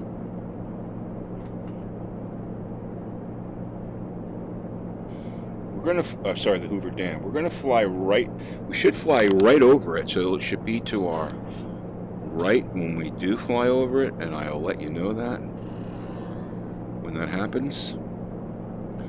But yeah, so American Truck Simulator. But then once I got into X-Plane 11, I started with X-Plane 11. Let me just think about this. Started with VR, and then I got into X-Plane 11 and VR.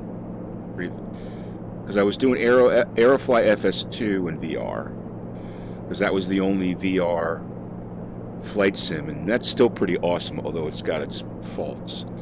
And then it was Fly Inside with X-Plane 11 and FSX. And then X-Plane 11.20, I think it was .20, came out, and that was the native VR. We all pushed for native VR, and never looked back after that. Beautiful Lake Mead. I actually have an airport down there in FS Economy, right on Lake Mead, which is cool. Right off the right, the right wing there. It's right around there, like a plateau beyond those mountains. But yeah, Bruce, if you could show me, if you could like type in the emojis, I'd love to see what they look like.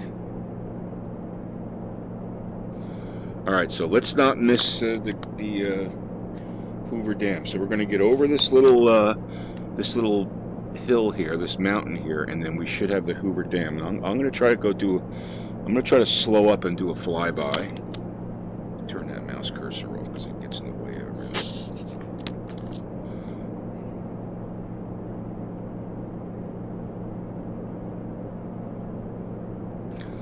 Let me see if it should allow me to do the emojis, right? Let me just see if that allows me to do the emojis.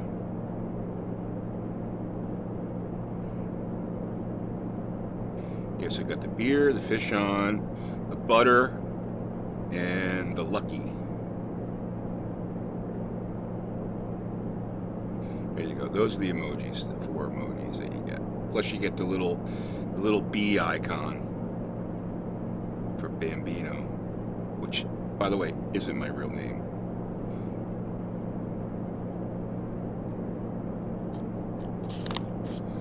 So those are the emojis that you're going to get as a tier 1. So thanks again, man. Appreciate that. And Fish On, I have that because I play Fishing Planet. That's another awesome game. Awesome game. All right, so just over this ridge, we're going to be very close to the Hoover Dam. And we're going to fly. I'm going to take a fly in there so we can take a look at it. I don't think it's modeled very well in X-Plane. I can't remember or not if I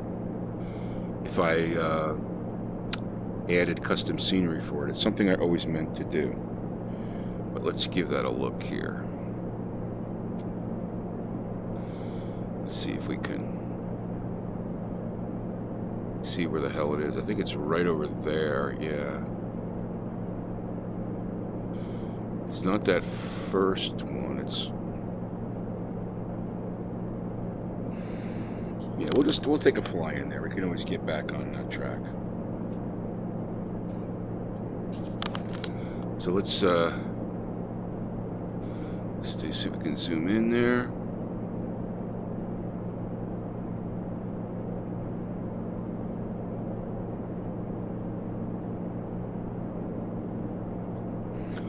All right, so let's take a fly down there. Autopilot is off.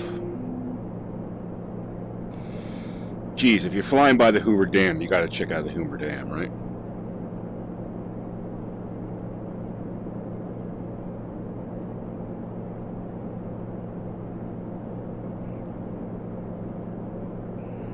It's going to throttle back a little bit as we descend.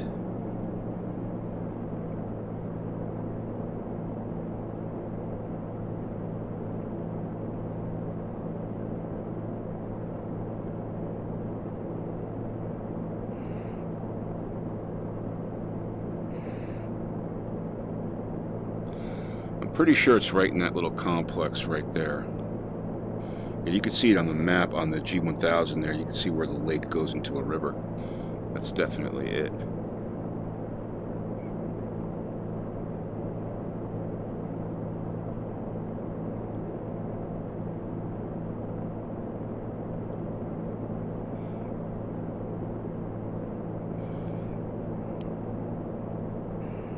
don't want to be going too fast. But I am descending at an accelerated rate here. I'm going to fly right up the canyon and see if we could... Oh, there it is. I see it right there.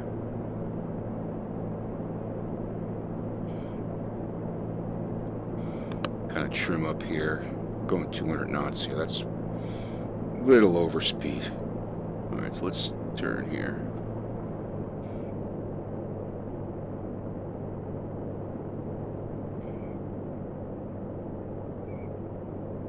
Yeah, you can see it's not, I don't think it's modeled very well. Right there, you see it? We'll go down into here.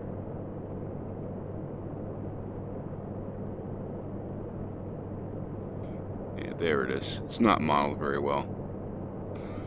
I mean, if I flew around here a lot, I'd probably look for like custom scenery for that. You can see all the electrical wires there. I've actually been to the Hoover Dam. It's pretty damn awesome. Some wires crossing there. I don't want to hit those. Ooh, that came close. 500.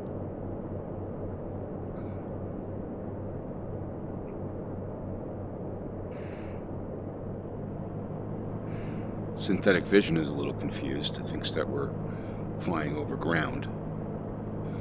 That wouldn't be very helpful in a night situation. If you had to emergency land, you would think to yourself, "Oh, there's flat ground I can land on," not knowing that it's water.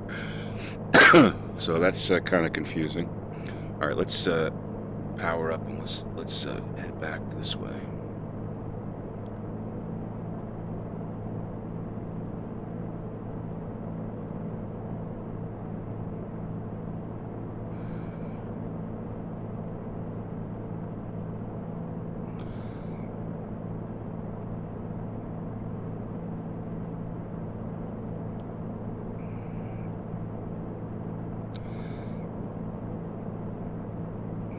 We're going to head up to 9,000 after we get past this dam here. 500. Yeah, that's definitely not modeled well at all. I'm sure someone has done a model of that. And I know there's actually a bridge 500. that... you could see it in American Truck. I remember driving across it in American Truck Simulator. I think there's a bridge. See that bridge down there? That bridge is actually right up here. So, because on Aerofly, it's modeled amazingly. Let's just fly this canyon here. Okay. Where's our waypoint? So we're going to let's power up here.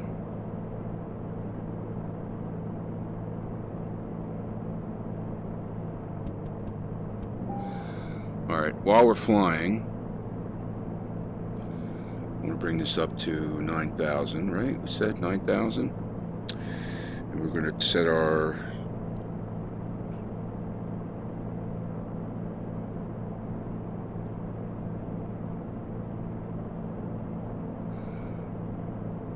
$600. Now, hopefully, we can put our autopilot back on and get back on track here. As we climb out of the valley here.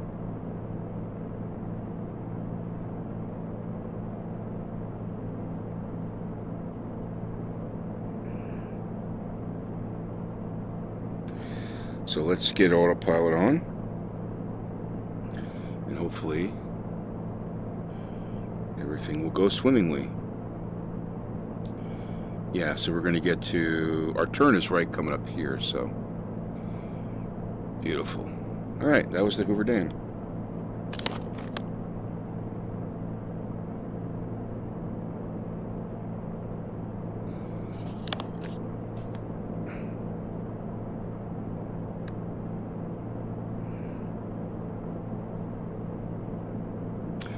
All right, now we're going to climb up to 9,000, and we're going to make our way down to, did we say 9,500? Let's go 9,500 just to be safe.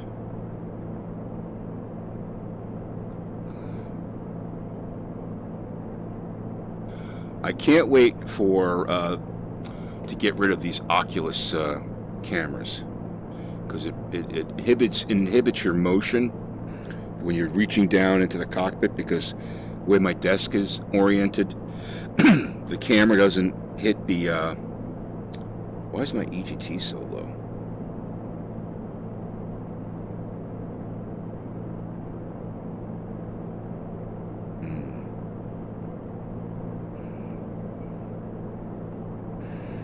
It's curious.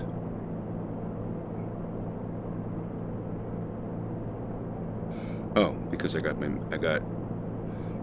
too, it's too rich. There you go. All right, so we are climbing.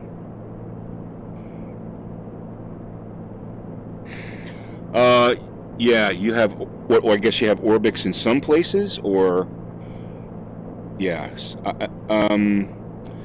Ortho takes a little bit of finesse to get it working. I remember I had some. There's some good videos on YouTube on how to do it. But yeah, I'm using Ortho. It's incredible. It's free. It took me a lot of time. I spent $200 on a 6 terabyte drive to hold Ortho. So, you know, there's that. But it certainly pays off when you're flying in areas like this. You know, I mean, it just the desert and the mountains just look painted. It's just amazing. You know.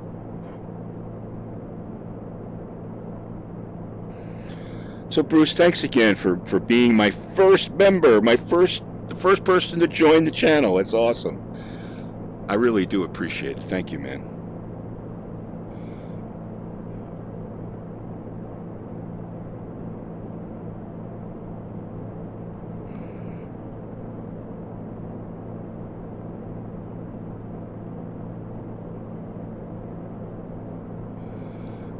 And you get all those cool emojis, the beer mug, the fish on. If you're into Fishing Planet, I do some Fishing Planet streams. The butter, so if you want to compliment me when I make an amazing landing.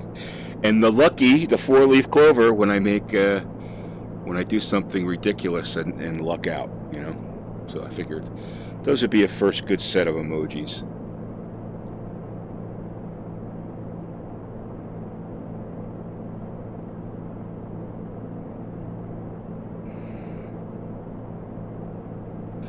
All right, so we got 128 miles to go. That's a pretty long flight. So we're going to be in the plane here. And once we get to speed, we'll kick up here. But we're climbing at a good rate, 140 knots. And which tank are we on? All right, we're going to be switching tanks fairly soon here. We got a little bit.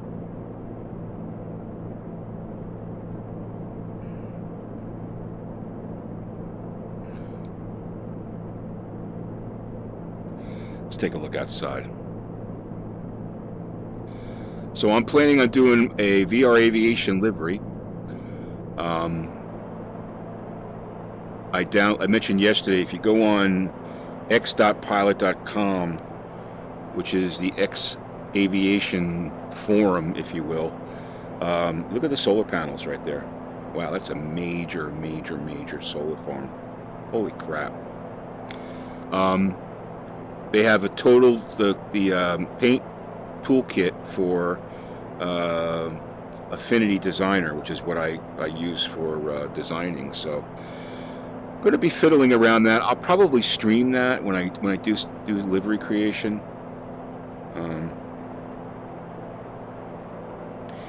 You just had the East Coast Orbix. What did that cost you for the East Coast Orbix?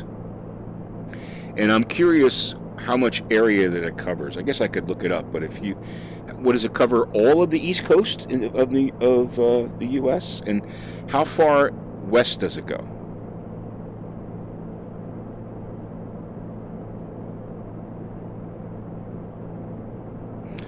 Not that I want to spend any more money on X-Plane, to tell you the truth, but I mean, I'll buy planes that I want to fly, although I pretty much have every plane that I want to fly. Look, another solar. Look at that. Look at those solar panels. Holy crap. Wow, look at that. Jeez.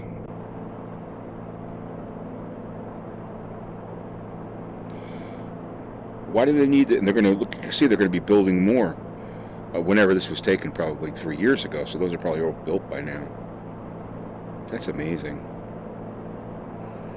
Probably all to power Las Vegas, right?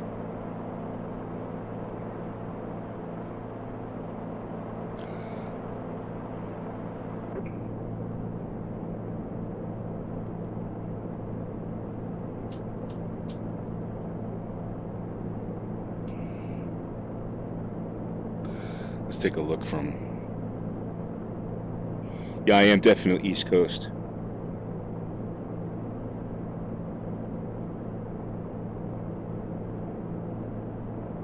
Yeah, thanks, man. I appreciate it. Yeah, I'm definitely from the East Coast, that's for sure. Let's take a look at this, back look at this. Look at that. Look at that. Wow. How many megawatts is that generating every day? Wow. A lot easier than building a dam, right? And look how much they could double that easily, triple that easily. You know?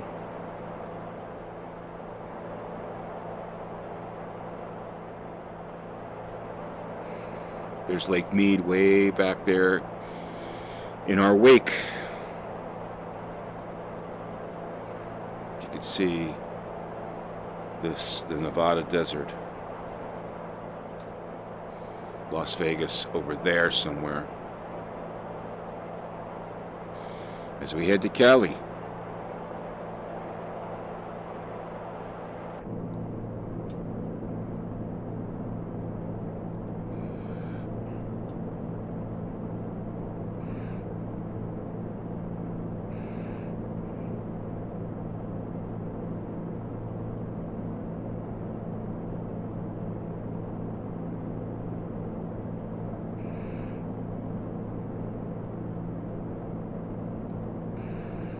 Yeah, that Hoover Dam is not modeled very well. Las Vegas is modeled amazingly in X-Plane.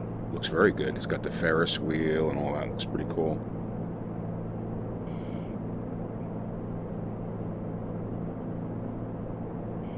Okay, so you have a Florida and Terra for... Yeah. I have ortho for Oceana L22. And that's only because they were offering it free. It's actually really good.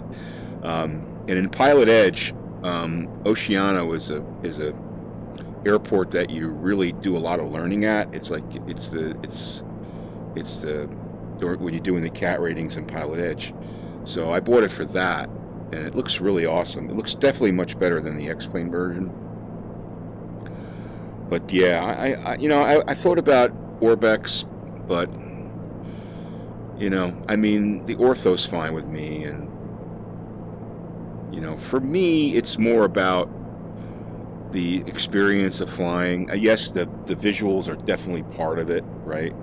Especially when you're in VR, and things are in 3D, and like you're looking at those mountains, and like you could reach out and touch them, But I mean, not to say, I mean, there's certain airports I probably would want to do ortho. Smaller airports, like maybe Key West or you know, the ones that I own in Pilot Edge, right? But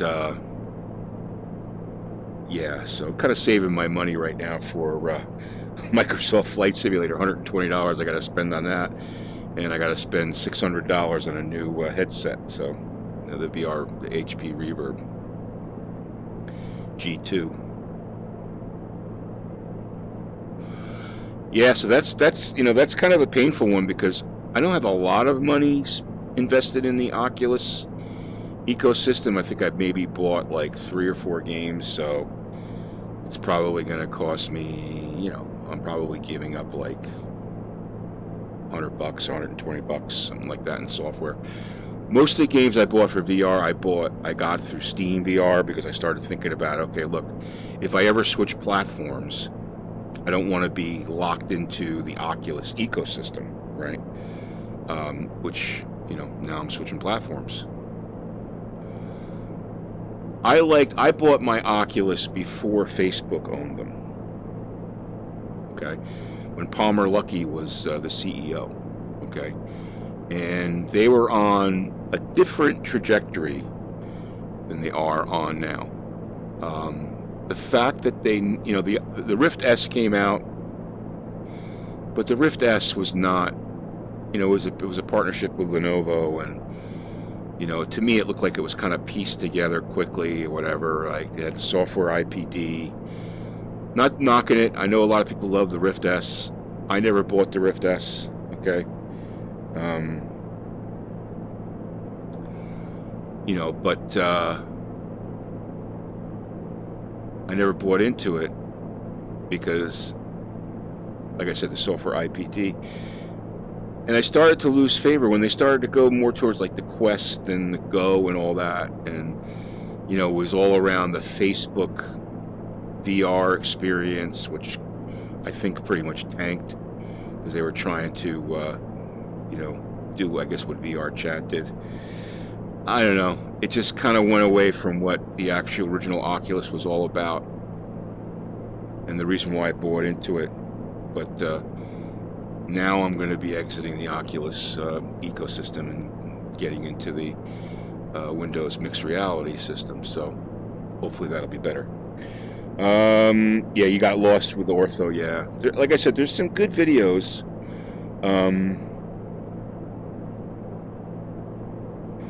Yeah, the California Orbix is expensive. I mean, you might want to just wait, because when you buy, Microsoft Flight Simulator, even the non-modeled, the ones that aren't, the airports that aren't modeled to detail look pretty amazing. So, there's some decisions to be made soon, right? How much money do you continue to put into the X-Plane ecosystem? If Microsoft Flight Simulator VR turns out to be incredible, I mean, not to say that there aren't gates to that too, because I think you're gonna have to have some hardware upgrades to get to that, but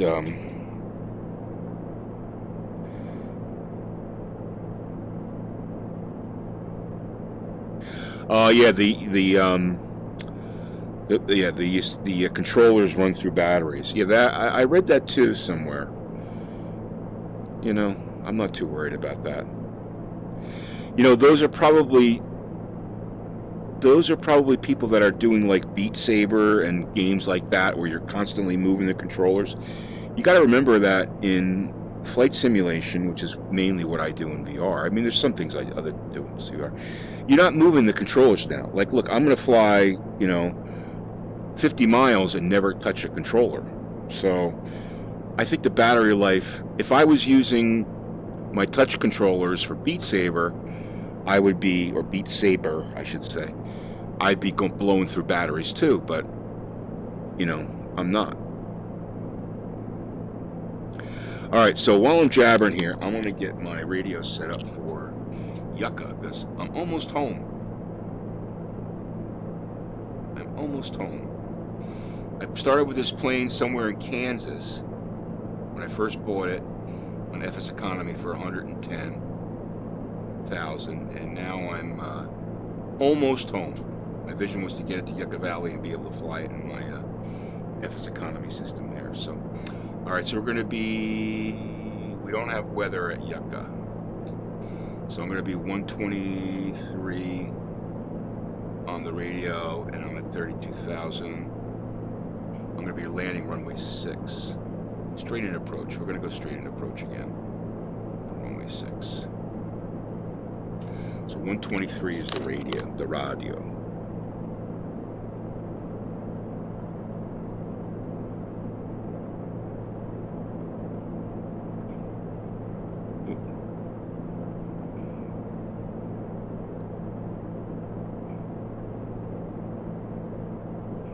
All right, 123. We're all set up. Yeah, so I'm not too worried about the batteries because you don't use the controllers a lot when you fly. All right, so let's see where we are here. We're gonna have a couple of peaks to get over. We can start descending into the Yucca Valley.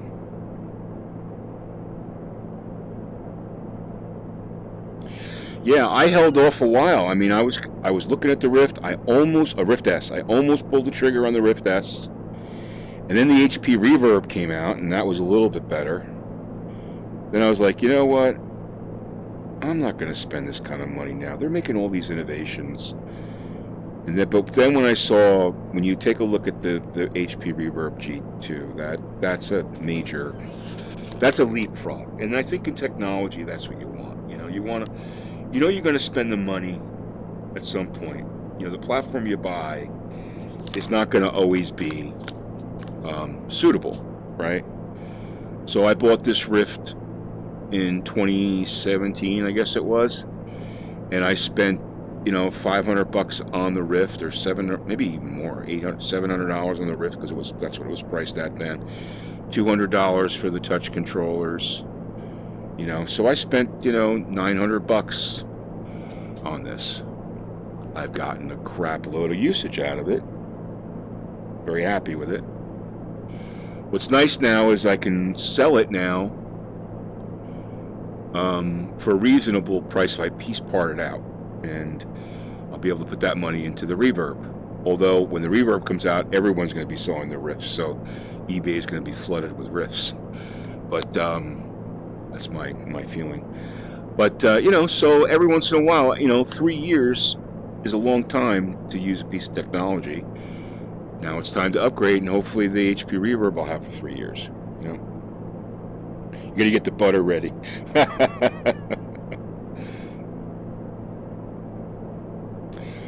Oh, Bruce, you have your pilot's? I didn't remember you saying that you had your pilot's license.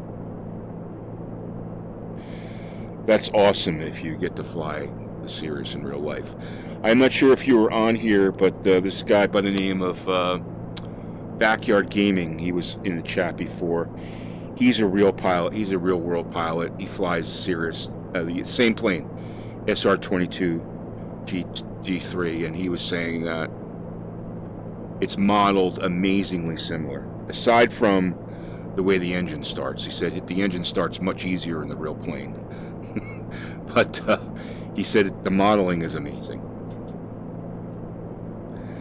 So get your time in the simulator in VR, and then you can be ready when you fly the real thing.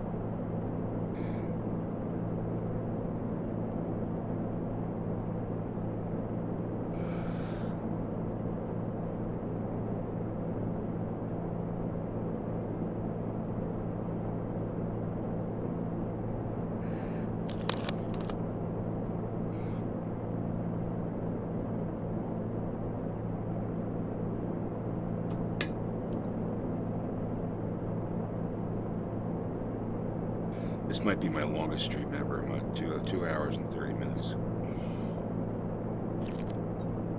I was going to break this up into 2 parts, have another part, but I just feel like getting this thing home. I mean, I could hit the fast forward button here. which maybe I'll do. Maybe I'll just fly this at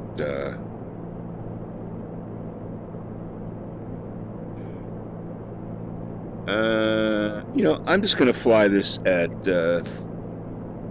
4x speed just for a little longer here.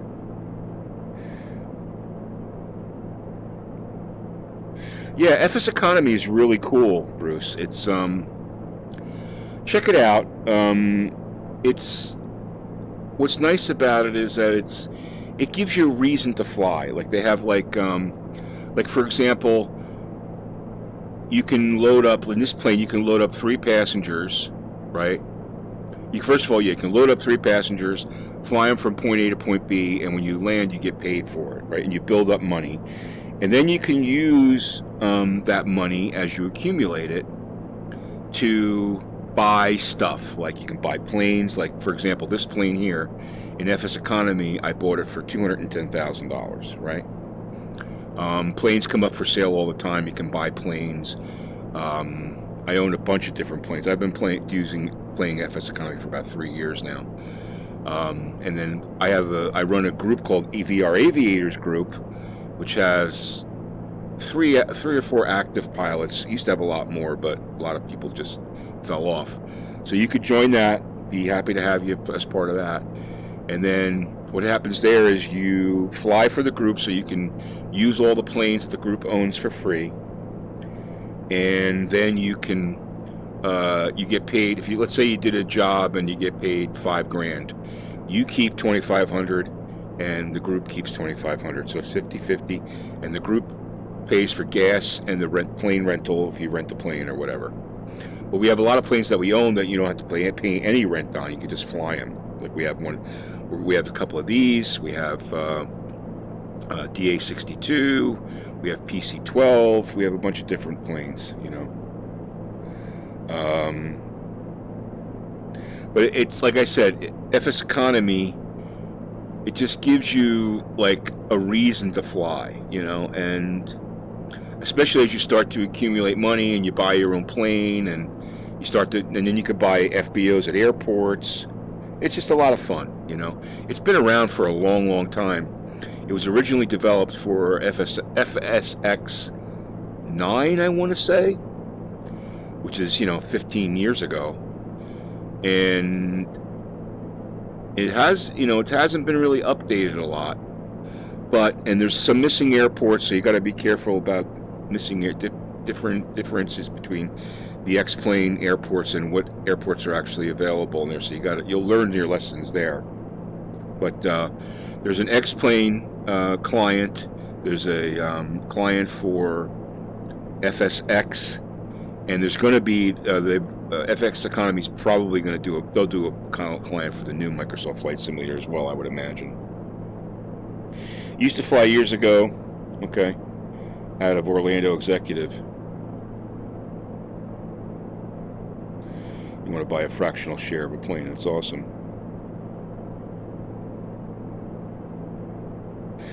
Yeah, it's awesome. VR works awesome. I've got a bunch of videos on my channel if you want to go back through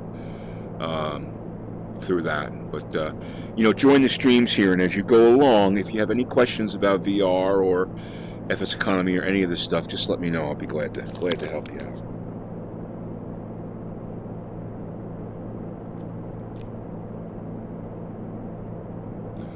All right, let me just see where I am here. All right, 70.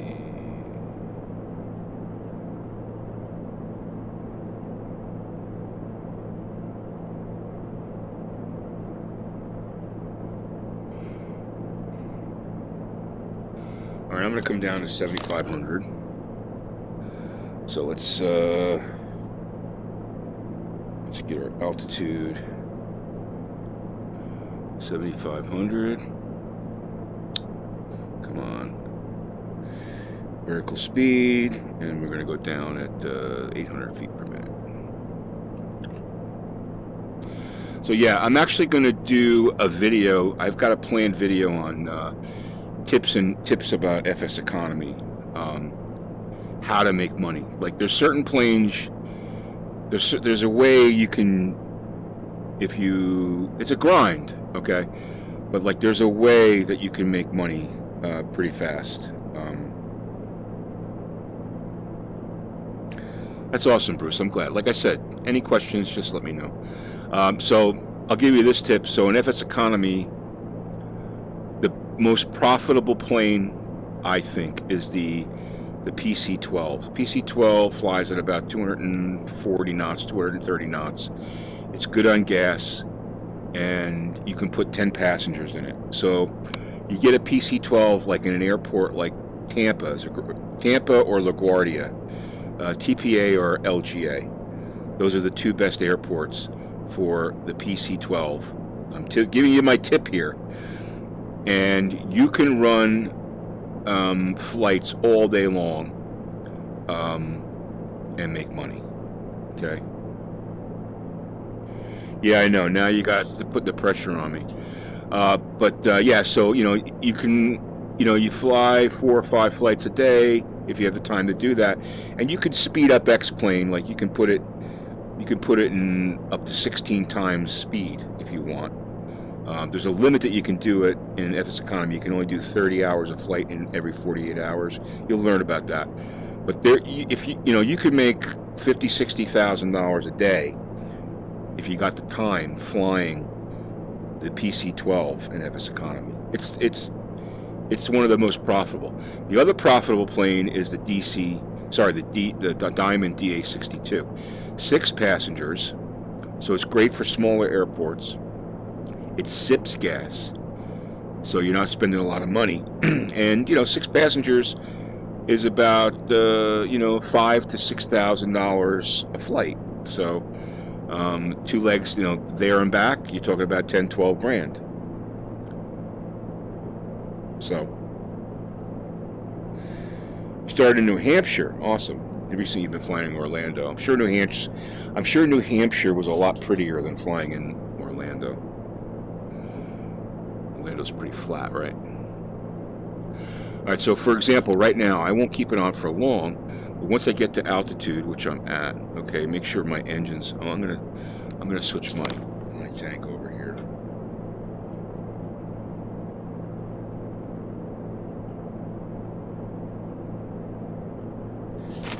So we want the boost on when we switch the tank, which it is, and we're gonna go boop. Switch the tanks.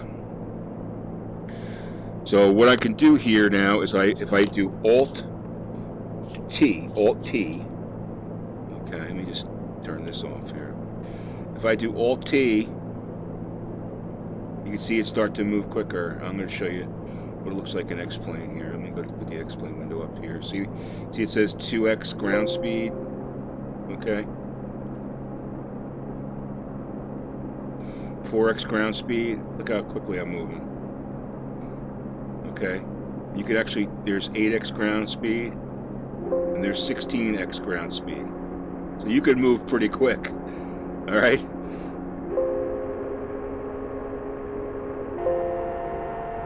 The command for that is Alt T.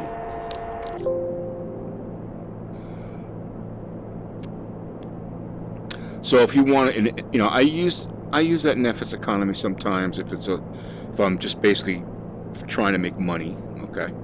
Like in Tampa. Tampa's a flat area, as Florida's flat, not a lot to see. So 100-mile, 180-mile flights.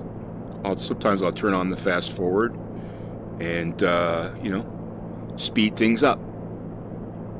But if you really want to, there's a way to crank up and make a lot of make money fast in FS Economy.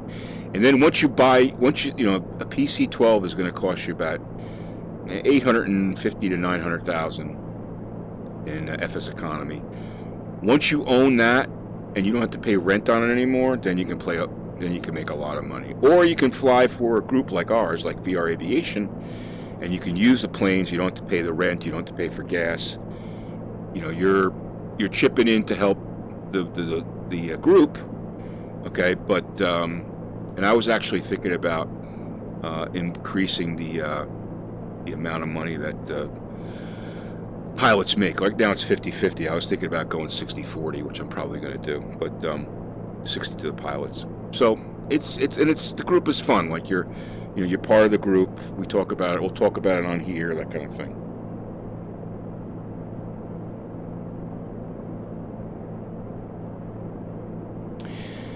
Yeah, New Hampshire's beautiful. My uncle has a my uncle has a big piece of property. He's been living up in Vermont for 30 years, 40 years maybe. And that area, in Vermont, central Vermont, I guess he lives. And it's just absolutely beautiful. I remember I was amazed when I was a kid. They moved up there from New Jersey, and we went up there at 150 acres he bought up in Vermont. He's still alive, actually. This guy holds patents on the oscilloscope, which is pretty amazing. But in any event, he bought 150 acres in Vermont, and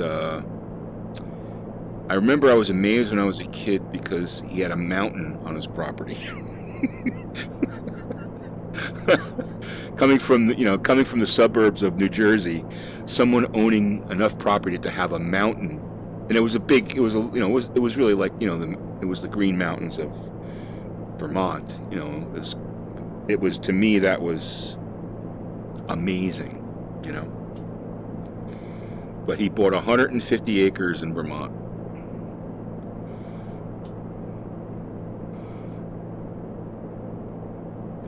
That's the dream. Yeah, to have a big piece of property in Vermont. Yeah, I'm not sure about Vermont. I mean, Vermont's beautiful, New Hampshire's beautiful, but I'm not sure I could handle the winters up there, man. I'm not sure I could handle the winters.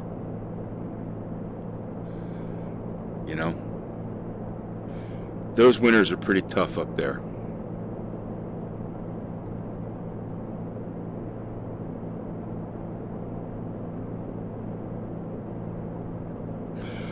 All right, so straight-in approach to runway 06 at Yucca, right? Is it 06? Yeah, 06.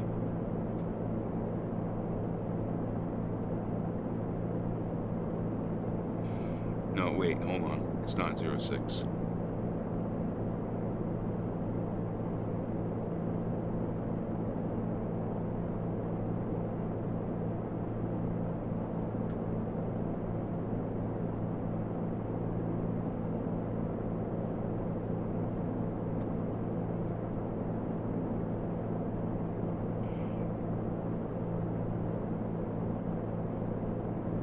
Give me a second here, guys. Just checking something out.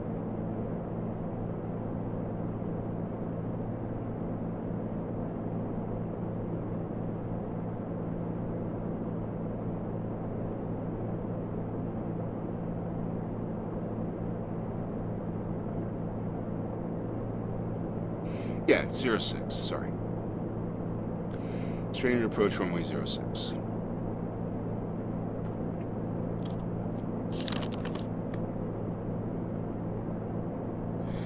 Mount Washington Airport, yeah. I remember Mount Washington.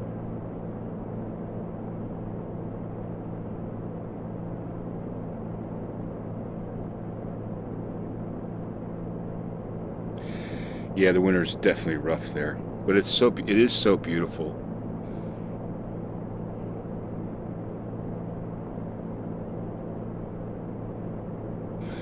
So Seth, okay, so he moved up the, yeah, it's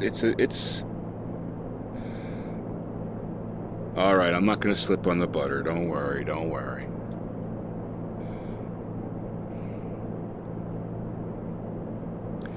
We're getting close. I've landed at this airport 1,000 or hundreds of times, so it's a little hard to see. It's kind of a narrow runway, but it's actually Yucca L22. Yucca Valley is part of like actually in real life, I think it's part of like an airport neighborhood. So people have like homes with their airport, with their planes and their, hangars for garage, this kind of thing.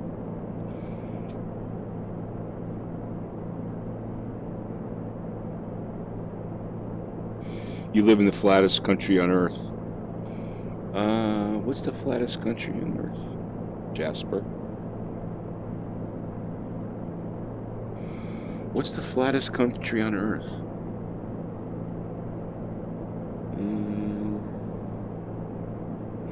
Trying to think about where you might live. Is it, you mean country as in like country in you know, like countries, areas of US, or an actual country?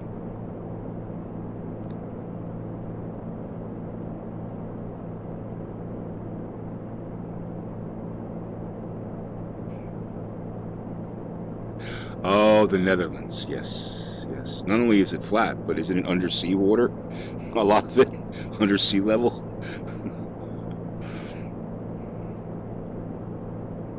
The Netherlands, appropriately named the Netherlands. Yeah.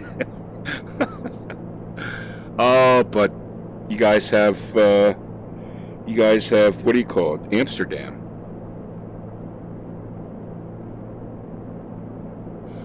All right, I'm going to take her down to 6,000.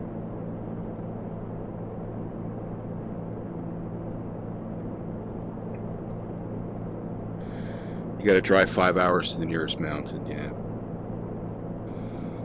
Yeah. Well, you can get in your flight simulator and see mountains, right? That's one of the beauties of it.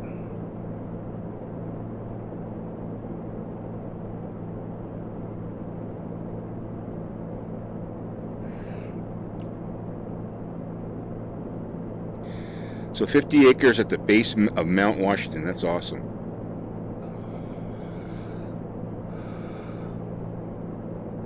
Yeah, you definitely need chains on your tires, and 4-wheel drive, lots of salt, good shovels, good boots.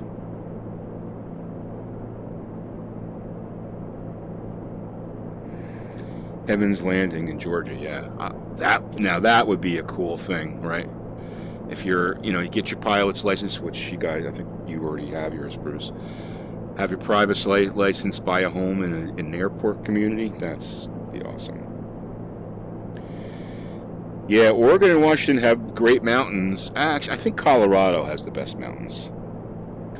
Oregon and Washington have, the tree-covered mountains, but I would say Colorado has the most beautiful mountains, in my humble opinion.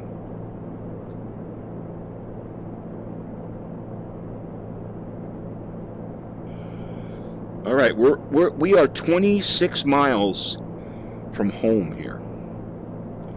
Been a long trip. I think when I first looked at this, when I bought this plane in Kansas, I think it was 1,500 miles or 1,600 miles. So I knew it was going to be a long trip. I didn't start broadcasting it until I got, over the Rockies, because I wanted to be in. I wanted to be in Ortho. Oh, so yeah, American Truck Simulator. As you know, probably from my channel, I played a lot of that. I haven't played it in a while. I did try it in VR. I'm going to try it again in VR. The last time I tried it in VR, it wasn't that good. I guess it was early on. And then I got really into X-Plane, and I kind of stopped, driving the truck. But I'm going to, I want to check out VR again in American Truck Simulator, because I heard it's pretty good now. We worked in Edison for a while at the New York Times building.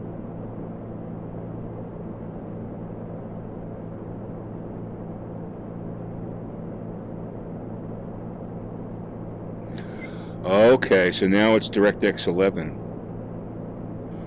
All right, I'm gonna have to check it out now, dude. All right, so you might have just sparked some American Truck Simulator streams and content for the channel. My channel was basically built on that game, right? I really had an uptick in subscribers from that game. I loved that game. It was a lot of fun, and I know that they have expanded the map on it. And I was going to buy the DLC for it, and I was like, And I actually logged into my account. I hadn't used my account in a long time, and I had like 60 drivers or whatever. And when I logged in, I have $1.3 billion, I think now, something like that. So, got a lot of money. Yeah, I guess it should be incredible with the reverb. So we're gonna have to revisit it. I do have a wheel, pedals, and all that. Got the G, was it 602, whatever the wheel is. The nice Logitech wheel. I do have a wheel, so maybe we're gonna get back into that. All right, for now I gotta land, so let me focus on that. So we're on the fullest tank. Our altitude at Yucca is 3,200 feet. 3,200 feet, yeah. So pattern altitude 4,200. We're going to do straight in approach to runway 06, right? So we'll announce it 15 miles. So we could go down to 40. Let's go down to 45. I've flown around here a lot, so I know this area pretty well.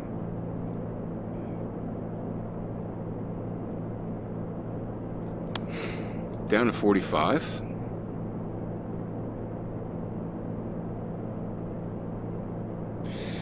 You drove a full-size semi down the Garden State by accident. Yeah, that's not good. They don't allow those kind of trucks on the GSP. I grew up on the GSP. I know all the exits on the GSP. Well, not all of them, but I know a lot of the exits on the GSP. I drove on that parkway so many times, man. I don't know if you guys could see it, but look up there to the south. You see that peak? Isn't that amazing? A snow-covered peak at Ortho. It's just that when you fly up there, it's amazing. It's all, I don't know what it's called, but it's just awesome.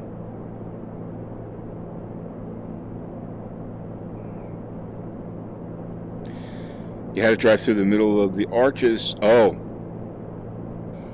right. So you had it. Yeah, right. Those low underpasses. Yeah. Well, they don't allow commercial trucks on the parkway.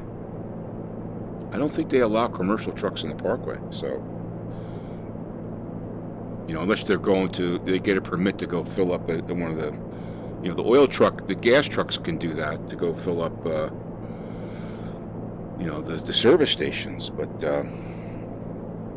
yeah, I spent a lot of time on the Garden State Parkway.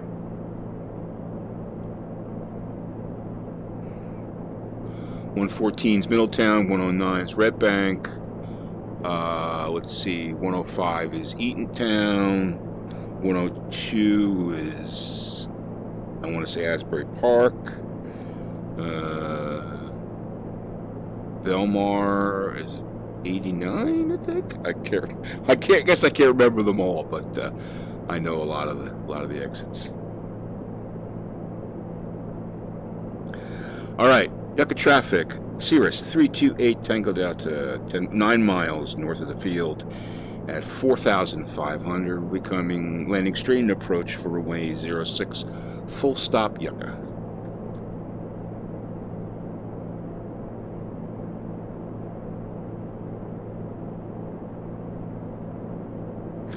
Every once in a while on the news there'd be a story of a truck that peeled off the top of their the back of the truck because they went under one of those underpasses.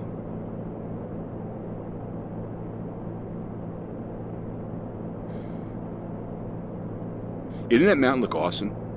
It's really cool when you fly there. Like sometimes I'll take a flight from Yucca to like French Valley and you fly through that little valley, or I'll fly out to Catalina from Yucca, and you just fly past there and it's just amazing. And right there to the left of that mountain is Palm Springs. It was a not-for-hire private coach. Okay, gotcha. Yucca traffic, Cirrus 328 Tango Delta is 5 miles north of the field at 4,500. We'll be landing straight in approach from runway 06, full stop Yucca. All right, guys, 5 miles from home.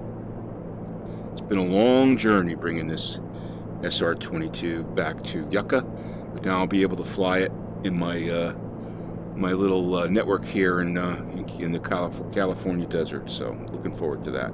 All right, we're going to take this off autopilot, disengaged. Let's see, we're going to go to mixture full for landing, preparing for landing. We got gas is good. Undercarriage is welded. Mixture is good. And prop is good. So we're all good to go. Seatbelts are fastened. And prepare for arrival. We're gonna go here and do a 3-mile final.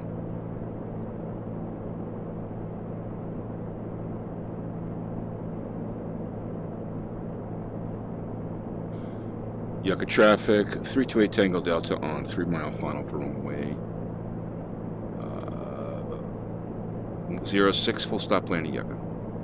All right, we gotta get our flaps in there. I know I'm overspeeding those flaps, but that runway is right there, so I gotta slow this plane down, which I can do.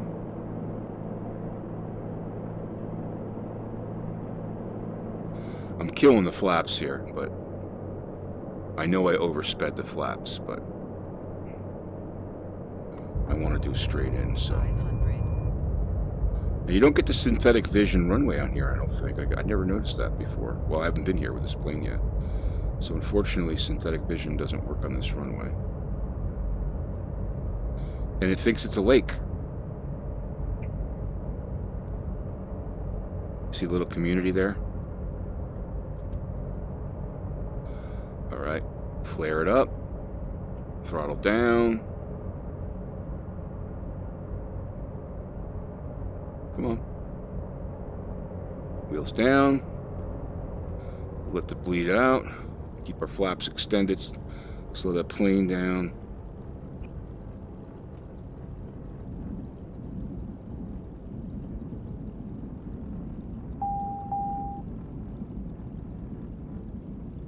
All right, let's go. Okay, I don't get a butter for that, Bruce? Come on. That was a pretty good landing. Even with the pressure on. So which one's my house? I don't know. To figure it out.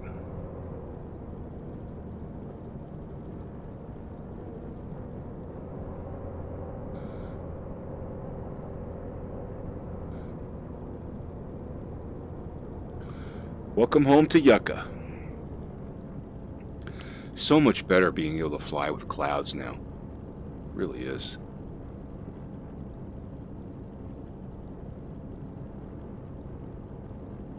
All right, let's assume Mars is down here.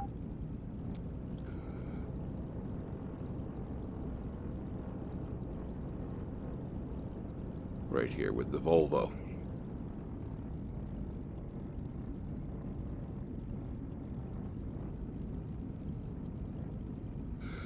All right, we'll have to figure out how to get it in the hangar, but that's good for now. Parking brake is on. Let me get FS economy off.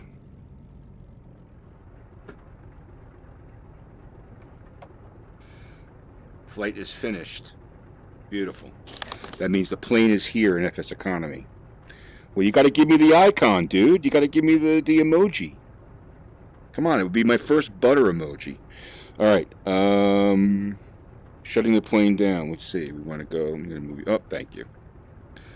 Thank you. I'm going to move you guys over here. So, see, mixture off.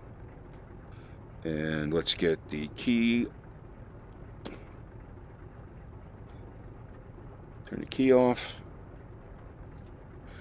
And we can power everything down here.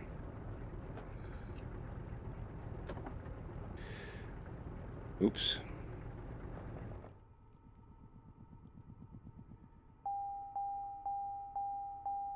Beautiful. All right. Oh, you know what? I forgot to turn the boost off. That wasn't good.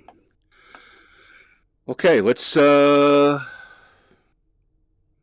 take a look outside, man. We are home, finally, at Yucca Valley. All right, guys, listen, I really appreciate you joining me today for this super long stream, 3-hour stream. That might be a record for me. Bruce, thank you for joining the channel. My first YouTube member. I really appreciate that. I certainly do. And guys, thanks for the company, and hit the like button if you haven't already. If you haven't subscribed, please do that too. This video will be available on my channel pretty soon. It takes YouTube, for some reason, it takes YouTube like 9 hours to process the video files. I don't know why. On Twitch, you can put a video file over from there to YouTube, and it takes like 20 minutes and it's ready to go. But for some reason, YouTube has a hard time processing their own. And this one being 3 hours, it's going to probably take forever. But anyway, guys, listen, thanks so much for joining today, and we'll catch you soon, guys. Okay? Have a great day.